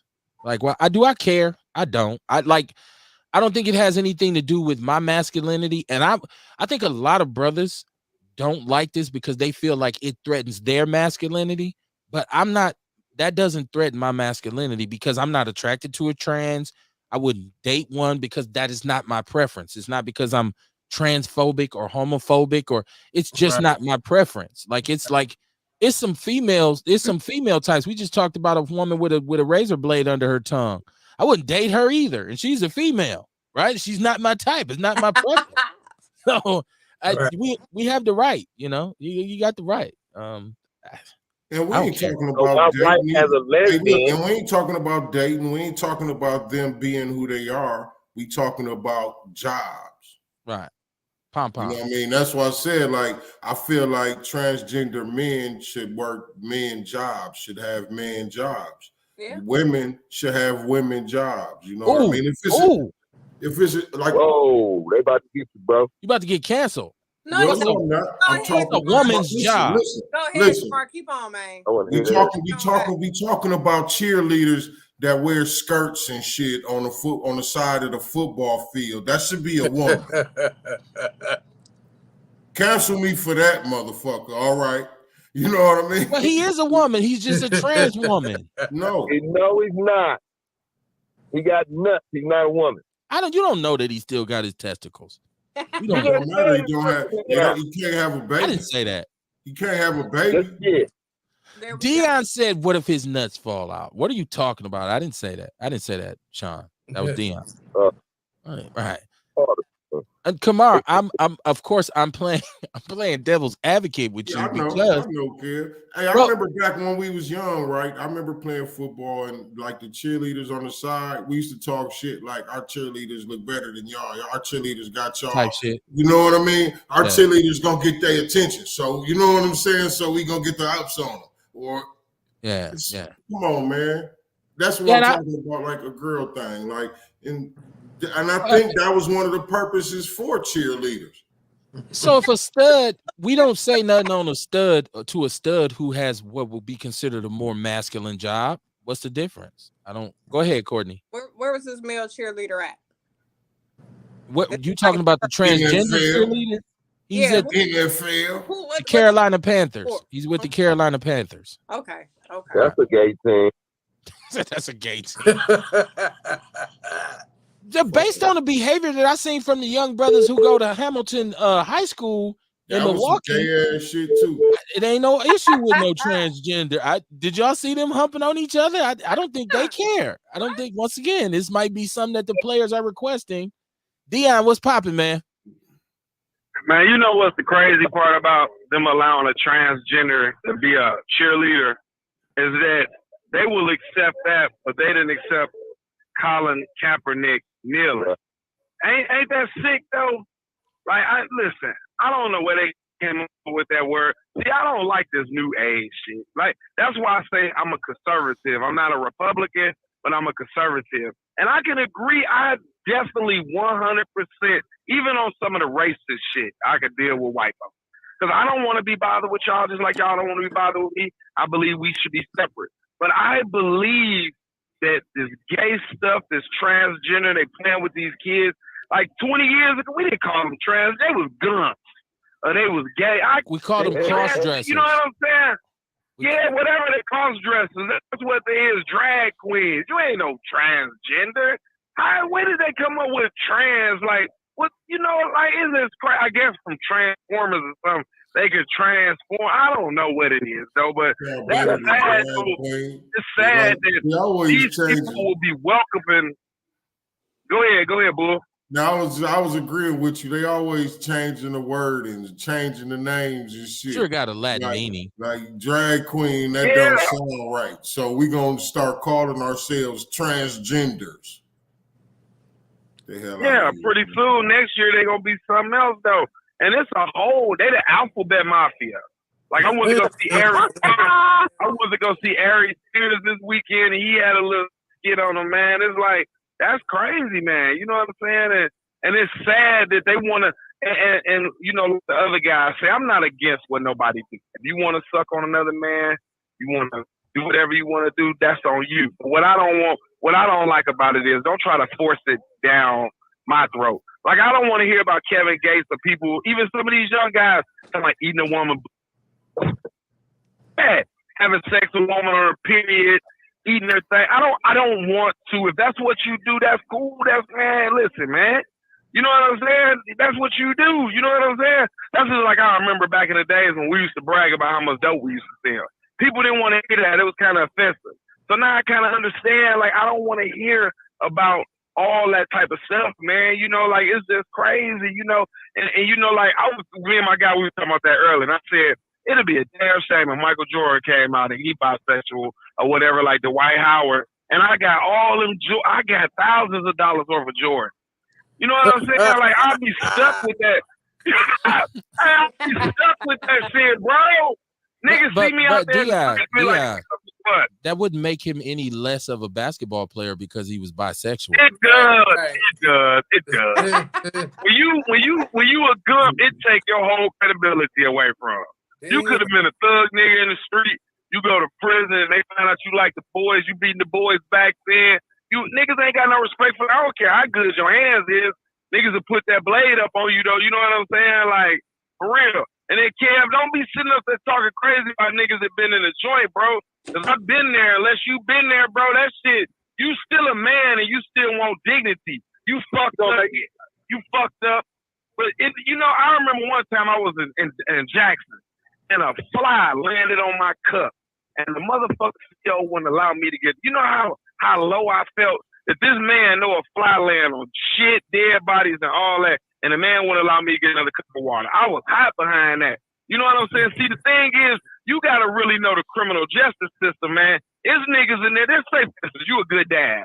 But just say if you wasn't a good dad and your your ex-wife had you on child support and you in the rears on child, nigga, you would go to prison for 5 years.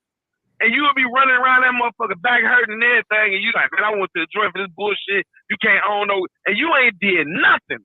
But just simply, that's what I'm saying. Like, Dion, you know, you gotta know the criminal justice system, man. Dion, black people are so emotional, and I love when black people. Because listen, hold on. Because when a black person give you a scenario, they make it the worst possible shit that could ever happen, right? Like, man, say you didn't pay your child support for 20 years.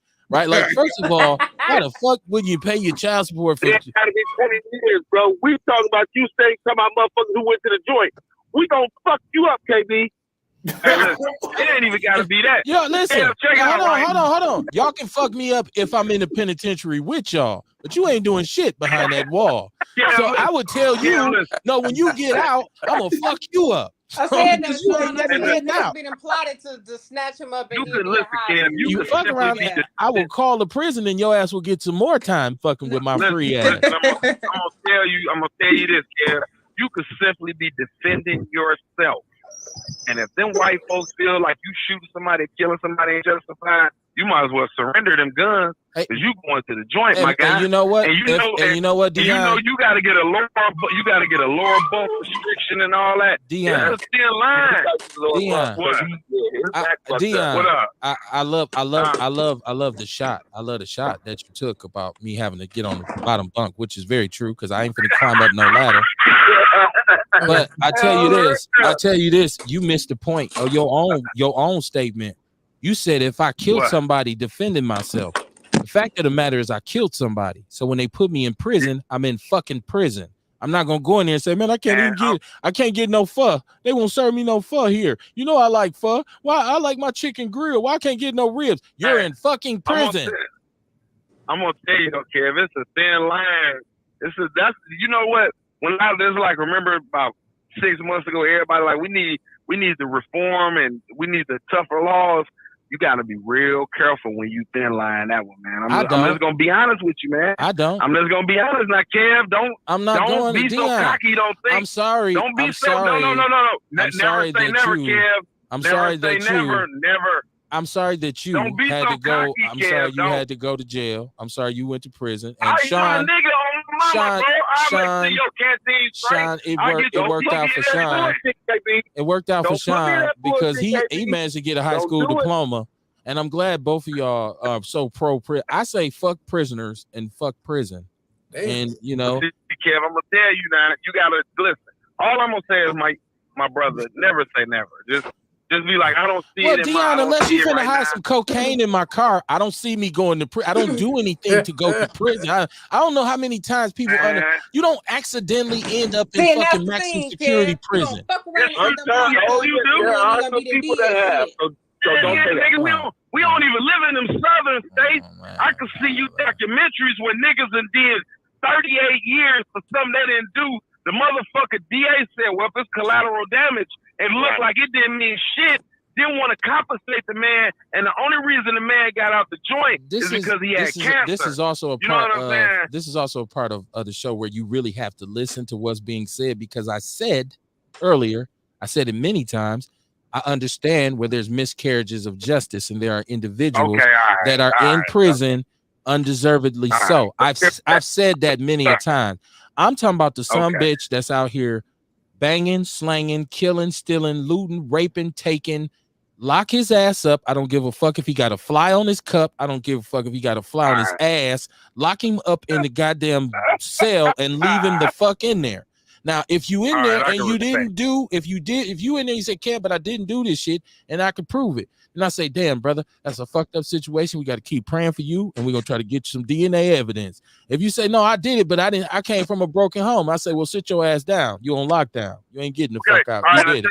What you just said, that you know he didn't do it, he said he could prove it. But do you think that man should be subject to inhumane conditions while he up in there, though? I feel sorry that he got caught up. I can't make it sweet for you because you might be guilty, and I mean, because then you won't last anyways. Because the lifer's gonna take your shit anyways, so you will never get. No, Wisconsin. Listen, Wisconsin got some of the safest prisons. We ain't down south. Wisconsin prison safe as a motherfucker. You ain't never gotta worry about nothing like that. Not according to Waupun, they got 50% of their staff ain't there. Courtney, what was you trying to put in? Because I know you got kind of blanked out. I forgot. Oh shit, she forgot. Spend my mind is going. Don't hit me with a wall. Don't do that. Well, anytime somebody say I was finna say something, but I forgot, you gotta give them that. Like if you like, hey, man, I was gonna say shit, man, I forgot. Yeah, write this shit down. Hey, you know what? Talking points. Like mine are on paper. Talking points. I'm gonna send you this. Don't send me no prison documentary about somebody in the South. I don't want to see that shit. I don't want to hear no blues harmonica playing while he lost half his life in Biloxi, Mississippi. If you got Amazon Prime, I seen Life before. If any of y'all got Amazon, no. If any of y'all got Amazon Prime, watch Silver Dollar Road.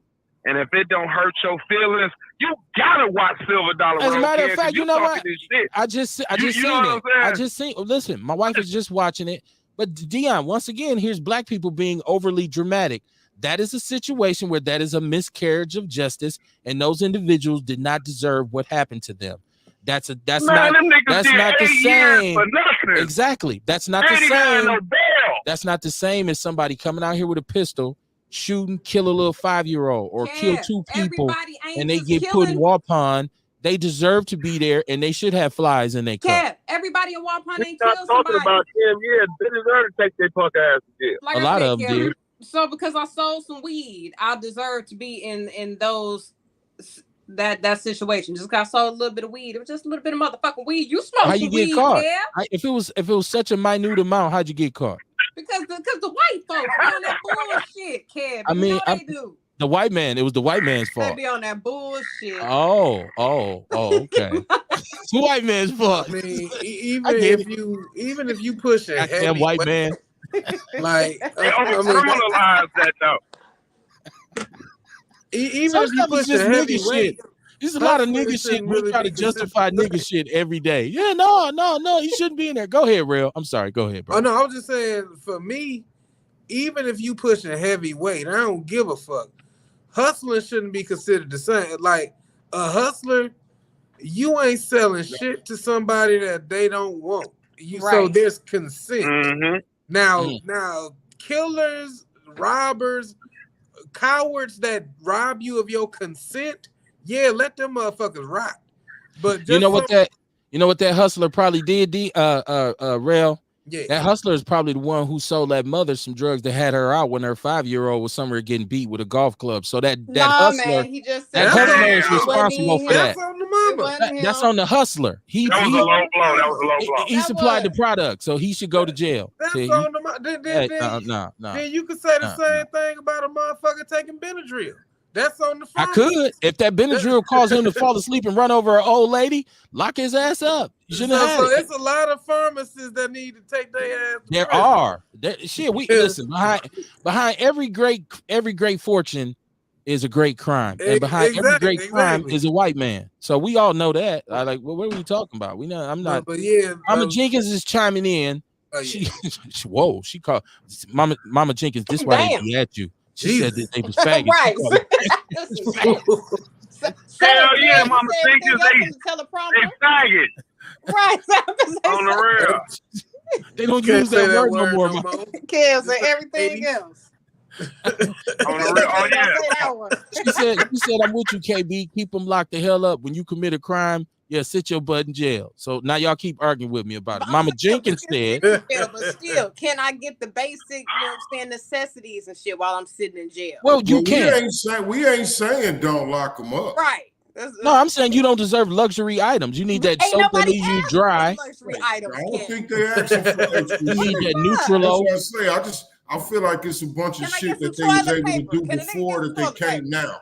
It should be the most harsh toilet paper. It should hurt your booty when you wipe your booty with it. I had to rip my uniform up so I could wipe my ass. Now that's gonna clog the toilet. Now you can see. Now you getting more time. See, there you go again. Follow the rules. Use the toilet paper we gave you. Y'all ain't give me none. There's some toilet paper in there. Use some paper towels in there on the sink. Like I'm just saying. Okay, and that's the things they complain about, Kev. Shit like toilet paper. Can they get some toilet paper? Do you think they deserve at least some damn toilet paper? I'll tell you what. Learn how valuable these things are when you free. So when you get locked up, you won't miss them. If you value it, you'll say, you know what? Instead of me robbing this store and killing 3 people, I think I'll go get a job. If I ain't killed nobody, I just sold some weed, Kev. Well, you sold some weed. Get some toilet tissue. Right, make some grass. Grass on while you out in case you get locked up. It's a rough game out here, man. I chose not to smoke this dub and I sold it, but I sold it to an undercover. Man.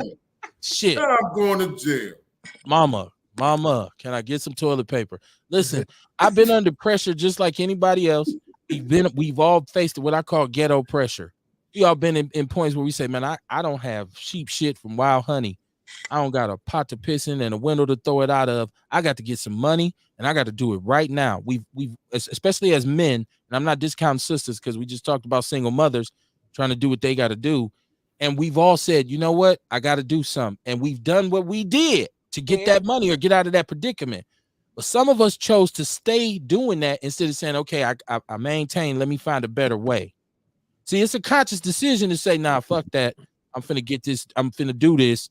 And if you brought death and destruction to your community that affected children, that affected the quality of life, that now has us flooded. So now somebody is getting accosted by the police who don't deserve it because your ass got the block hot, then you should be removed from the community.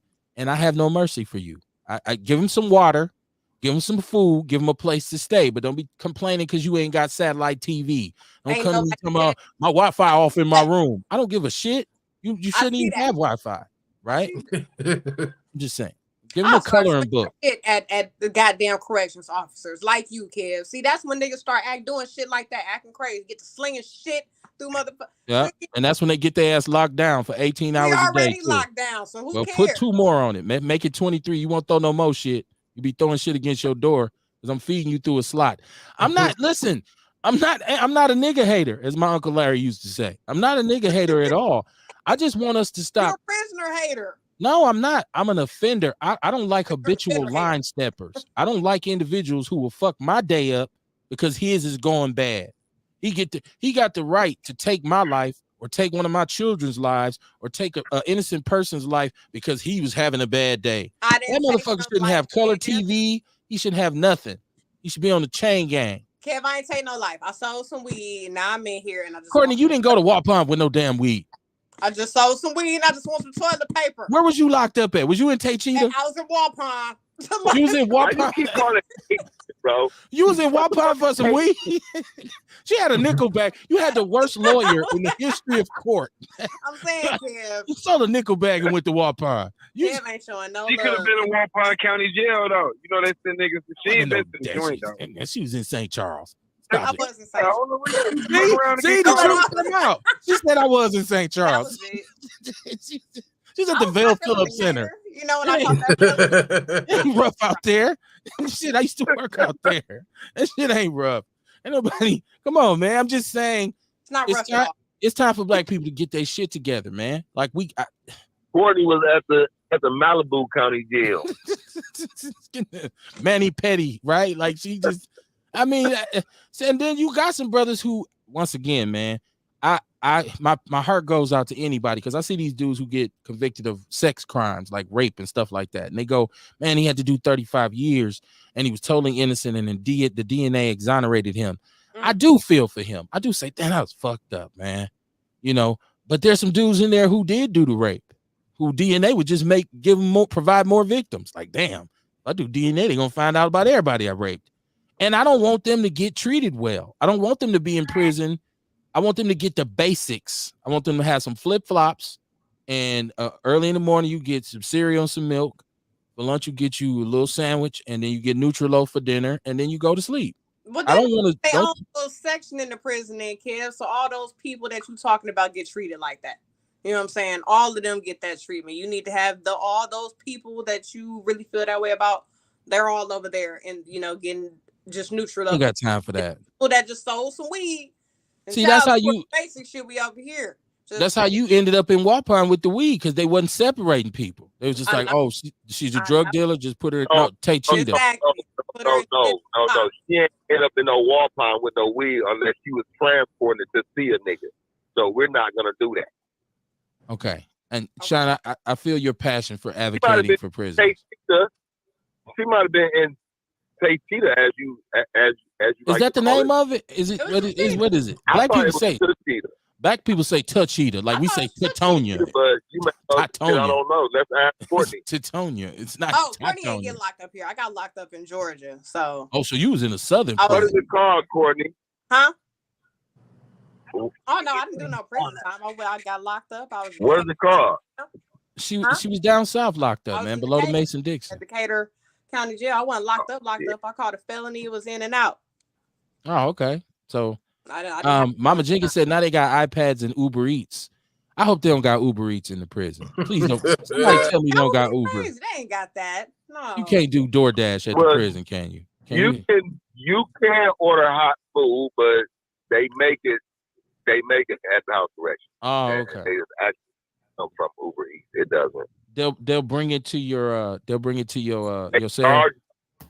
You know what? I can bet you that they gonna start adding shit like free time to your commissary. Telling them motherfucker to put that on your books. Like, okay, you want some time out? We'll tell somebody to pay for you 2 hours. They're not gonna be able to do that because who gonna bring the food in the jail? Right. You don't want the guards touching your food. Shit. There's 10,000 people in here. I gotta find you and give you some pizza puffs. Ain't nobody doing that shit. I'm talking about. I'm agreeing with you, Sean. I'm saying that's impossible to do. To have Uber Eats pull up at the front of Waupun and be like, "Order for Leroy." That's all right. Like I'd Leroy. rather you not agree. Okay, well, fuck it then. I don't agree with you. It makes you feel bad. Yeah. Listen, I want to listen. I know we didn't address this, Kamar, and I meant to because before the show when you came in, I meant to tell you this too. We didn't address the list. You know, it's wars, gender wars right now. If you on social media, you know, it's black men and black women is always gender war. So you seen the list of where not to take somebody on the first date and what's not acceptable to go, what restaurants, and they had like the Cheesecake Factory and Red Lobster and these restaurants. And I said, I always thought the Cheesecake Factory was expensive. And who else besides myself, when we was young, wasn't Red Lobster like a high class place to go? Shit, growing up. Shit. Man, The you know, I'm gonna tell you this how I feel on that, man. You know, like if a girl really like you, it don't matter where y'all at. Okay.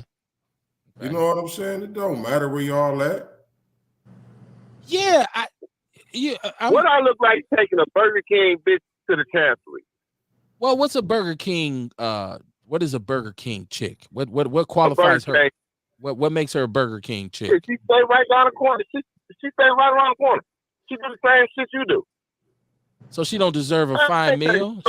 Right. So that means. You gonna get her some nuggets? I mean, she do live down the the street. You do, Sean. You an activist. Listen, man, She ain't around the corner from somebody. You seen Burger King, McDonald's, Taco Bell.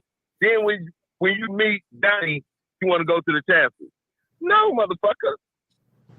You know what? I'm with Kamara on it. If this is another thing. Have any of y'all ever had a cheap date? I remember back in the days, way back in the days, I didn't have a lot of money, but I wanted to go on a date. We went to Hoffer's pet store and walked around and looked at fish. And we went and looked at, remember Hoffer's on 76? They had the giant turtles and all that shit. That was the date. That's when you put on a date? Yeah, I ain't had no bread like that. Somebody should have put that. Somebody should have put that on the list. Well, you know. That should have been on the list. No fucking Hoffers. She had a great time. I get that though. You know what I'm saying? Like, you know, the you talking about a first date, right? Right. The first date is really an interview. Yeah. Thank you. You know what I'm saying? The first date is really an interview. As long as you somewhere where you can talk, where you can communicate, you know what I mean? Y'all can have a conversation. You can ask some questions. She can answer. You know what I mean? Now, granted, it is some places that ain't good to have a first date, like the movies. That ain't a good place to have a first date because you can't really talk in the movie. Right. Some people love that though. That's what you do. Let's go Well, out. I mean, and then there's that. You know what I mean? If that's what y'all like, you know what I mean? That's cool too. Right. But I just feel like, you know what I mean? That first date is more like an interview where y'all checking each other out and, you know, getting to know each other. I want to know where your head at. Like, yo, you went to a pet store. Like, that'd have been a good one. You'd have seen how she feel about animals, how she treat animals and shit. And that make a make a difference. Personality. Yeah. I'm telling you, it went over like a fat rat, Kamar. I'm trying to tell you, this was so much fun. And she got the whole of chameleons on her arm and the lizards and the snakes. And I said, yeah, I'm a real nature lover, right? I really love animals. I'm telling you, I won. How long did y'all stay together? Why you do that, man? Come on, man. Oh my God. Right. We had a good time. We enjoyed each other. It was nice. It was nice. So up until the chameleon changed his motherfucking skin. No, man. Man, stop it, man. This was a smart, intelligent. This was when I first started teaching for MPS. So this was a school teacher. So she was like, yeah. Last time a motherfucker take me to the pet store. I wouldn't have took you to the pet store though. See, that's the difference. I wouldn't have took you. I don't date lesbians. That's the last time a motherfucker take her to the pet store. I bet you she went to the pet store by herself after that. I bet you she went after that when she wanted to relax. She went in there and seen that turtle. That turtle was huge. Remember that big old Rail know what I'm talking about. That was a good place. Yeah, I used to get when they had moved on 76th and Good Hope. When they built the big new one. No, man, listen, man. The pet store is like a 4-minute walkthrough. What do you mean? That one you was at was huge too. That was that's what I said. I think Sean was locked up when they built this. That wasn't no ordinary pet store. No, motherfucker. I don't think Sean was home yet when they built this one. I don't think he was home yet. You think about Marine Land. He think about Marine Land on Villa. Like, man, it wasn't that big. He didn't. I stay right. Didn't we stay right around the corner from that Queen? He got to go get their address. We're on 34th, right? Yeah, we're on 34th to set your ass up. Ernest Walker said regular people need to eat at regular restaurants. That's the problem. If a female don't eat there before you meet them, why do they want to go now? He said, poor ass females want too much. Oh, shit. You're right, Jerry. Hoffers, man. That's what I'm telling you. It was dope, man. And so I wanted to ask everybody else, since it just became, Kamar, what's the cheapest date you ever said, man, I ain't really got that much bread. I ain't got that much bread, but I want to hang out with her. What's your cheapest? What's your date? I done had dates where I ain't spent shit. Okay. Shit. Where did y'all go? You like it's summertime. Like, I gotta go out. All right, D. Like, you know what I mean? Like back in the day, you know what I mean? We out here. You know what I mean? Shit, everybody going to the lake. Come on, girl, let's go down to the lake. What you doing? Let's go down to the lake. Shoot down to the lake. We down there hanging out, talking and shit. Come on back, drop her off. Shoot her out. You know what I mean? First date. Quick interview. You know what I'm saying? You got out of there. Didn't spend a dime. You know? And had a deep conversation with the lake in the background. But it was dope. You know what I mean? It's the moment make everything. You know what I'm saying? It ain't always about how much money you spend or where you go. You know what I mean? Now, once we get to know each other and I really like you, you know what I mean? Now we can go on better dates and shit. You know what I'm saying? I feel like, you cool like that. I may see you some more. I mean, maybe, right? We get you but at the first date point, like, I'm not taking you to the Packer game for a first date. You crazy? You know what I'm saying? You want to see Dame Lillard.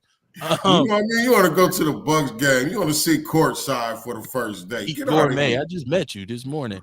You know what I'm saying? You got to what's the cheapest one you never did? For me, I really didn't do dates type shit. We just kicked it. So like, and with me, I've always, like, we've always been friends before we ever like pursued anything deeper. So it wasn't shit to just go grab them and go back to the pad. I always had liquor, shit, and I always was good with getting movies before they came out the theaters and shit like that. You know what I'm saying? You had a good bootleg. CDs, DVDs. Well, I used to, download them myself. Had Kaiser, Morpheus, all that shit. And then I went to school for computers. So I had it to where my desktop computer acted as a server. So it file shared to my TV. So I just stream a movie straight from my computer to the TV. We probably grab something to eat on the way to my crib. Microwave popcorn. I hear you. I've never had that issue because when they enjoy your company, they don't give a fuck where you take them. Courtney, what's the cheapest date a dude ever took you on where you was like, I ain't fucking with him no more? I've never had that experience. I'm like the dates. I've never had bad dates. I mean, I'm gonna say the cheapest date I went on was in my teenage years. Dude, shit, I think we just kicked it really, and I think we ended up getting some shit at McDonald's and split it. Then my homegirl happened to be at the drive-thru, so she threw some shit in there, so we was plugged. Then we went to like a park or to the lake and ate and chopped it up. And most fun you ever had. I think we started fucking around after that. You know what I'm saying? Actually. Ewok said Deneen Park. He said feed the ducks. Right? I mean, that's what I'm saying. Like you got to be creative when you ain't got no paper. Ewok, you motherfucker. That was everybody's spot, Deneen Park back then. I want to be in a goddamn what's the dude's name? H-Town video and shit. That was all our spot back then. Frosty jeans we all used to hit Deneen Park up. Going to the little bridge section. I just feel like I don't like, one of my pet peeves is I don't like people who come on to social media and give relationship advice. Like I'm really annoyed. I ignore most stuff on social media. I'm always annoyed by somebody who think they want to come on there and tell you about who you should be with or the type of person you should be with or how your relationship should be going on. Because most of the time that person just don't know what the fuck they talking about. Right. It's because somebody lonely and miserable that they got all the opinions in the world. It's like that ugly girlfriend who always got advice for her pretty girlfriend. Girl, I wouldn't. Girl, you ain't had a man since I met you. Right. Like, why are you giving me advice? You know, but she my friend. Look at her. Like, she got enough time to sit around and come up with shit because she ain't dealing with nobody. It's like dudes who don't have cars can tell you everything about cars. Like, and so as soon as you pull up in your whip, he'll say, "Man, you should have got this and that." You say, "Oh shit." Like the one you got, he don't even got a car. Right. I was looking at that. Right. Yeah, he always just left the lot. Man, I just looked at a 2025 the other day. You was window shopping, bro. You was window shopping. Right. Stop it, man. Stop it. I love window shopping. That's actually like a perfect date for me. Like a dude could take me to the mall or wherever, and we could just walk around and be looking at shit. Like, but I heard motherfuckers ain't simple like that. When I be talking to my homeboys, they're like, "Man, females ain't like you, Courtney. Like you simple and shit." But man, these bitches. I be hearing this real hard in the world, actually. Well, first of all, most malls you go to now, every other store gonna be empty. So it's gonna be like, damn, we only went to 3 stores. That was the whole mall, and then the food court. Yeah. Right. Cheese fries. Shit, let's go. Yeah, rough. Ain't shit open. Or either if you at Mayfair in Milwaukee, they might go to fight. My bad. No, Okay. but you know what's also like a date spot? Like for me, like I'm a person like I like to go to IKEA, and IKEA is decorated so raw, like different bedrooms and sections. Like that's a perfect area to walk through and just have a conversation. That shit dope. You know what I'm saying? I don't know. Is IKEA on that list? I seen Cheesecake Factory. I seen Red Lobster, and I was thinking like, Red Lobster is expensive as shit. If I took you to Red Lobster and you turned your nose up, I'd be like, oh hell no. I would turn my nose up. Hey, when I seen this list, I felt like these women dating for the wrong purposes. They don't even know what they dating for. Right. If this is what the argument is about, you know what Exactly. I'm saying? You forgetting it's about the other person and you. I like the fact that you said it's about being able to converse with that person, taking them somewhere where you can really set that and just let's talk and see what's popping. And if they never experienced that, they would think, because I could take you to an expensive restaurant and not say shit to you the whole night. You gonna have a good time? Right. I don't know. Staring at y'all phones. She gonna take pictures of the food and not you. Right. You ready to go?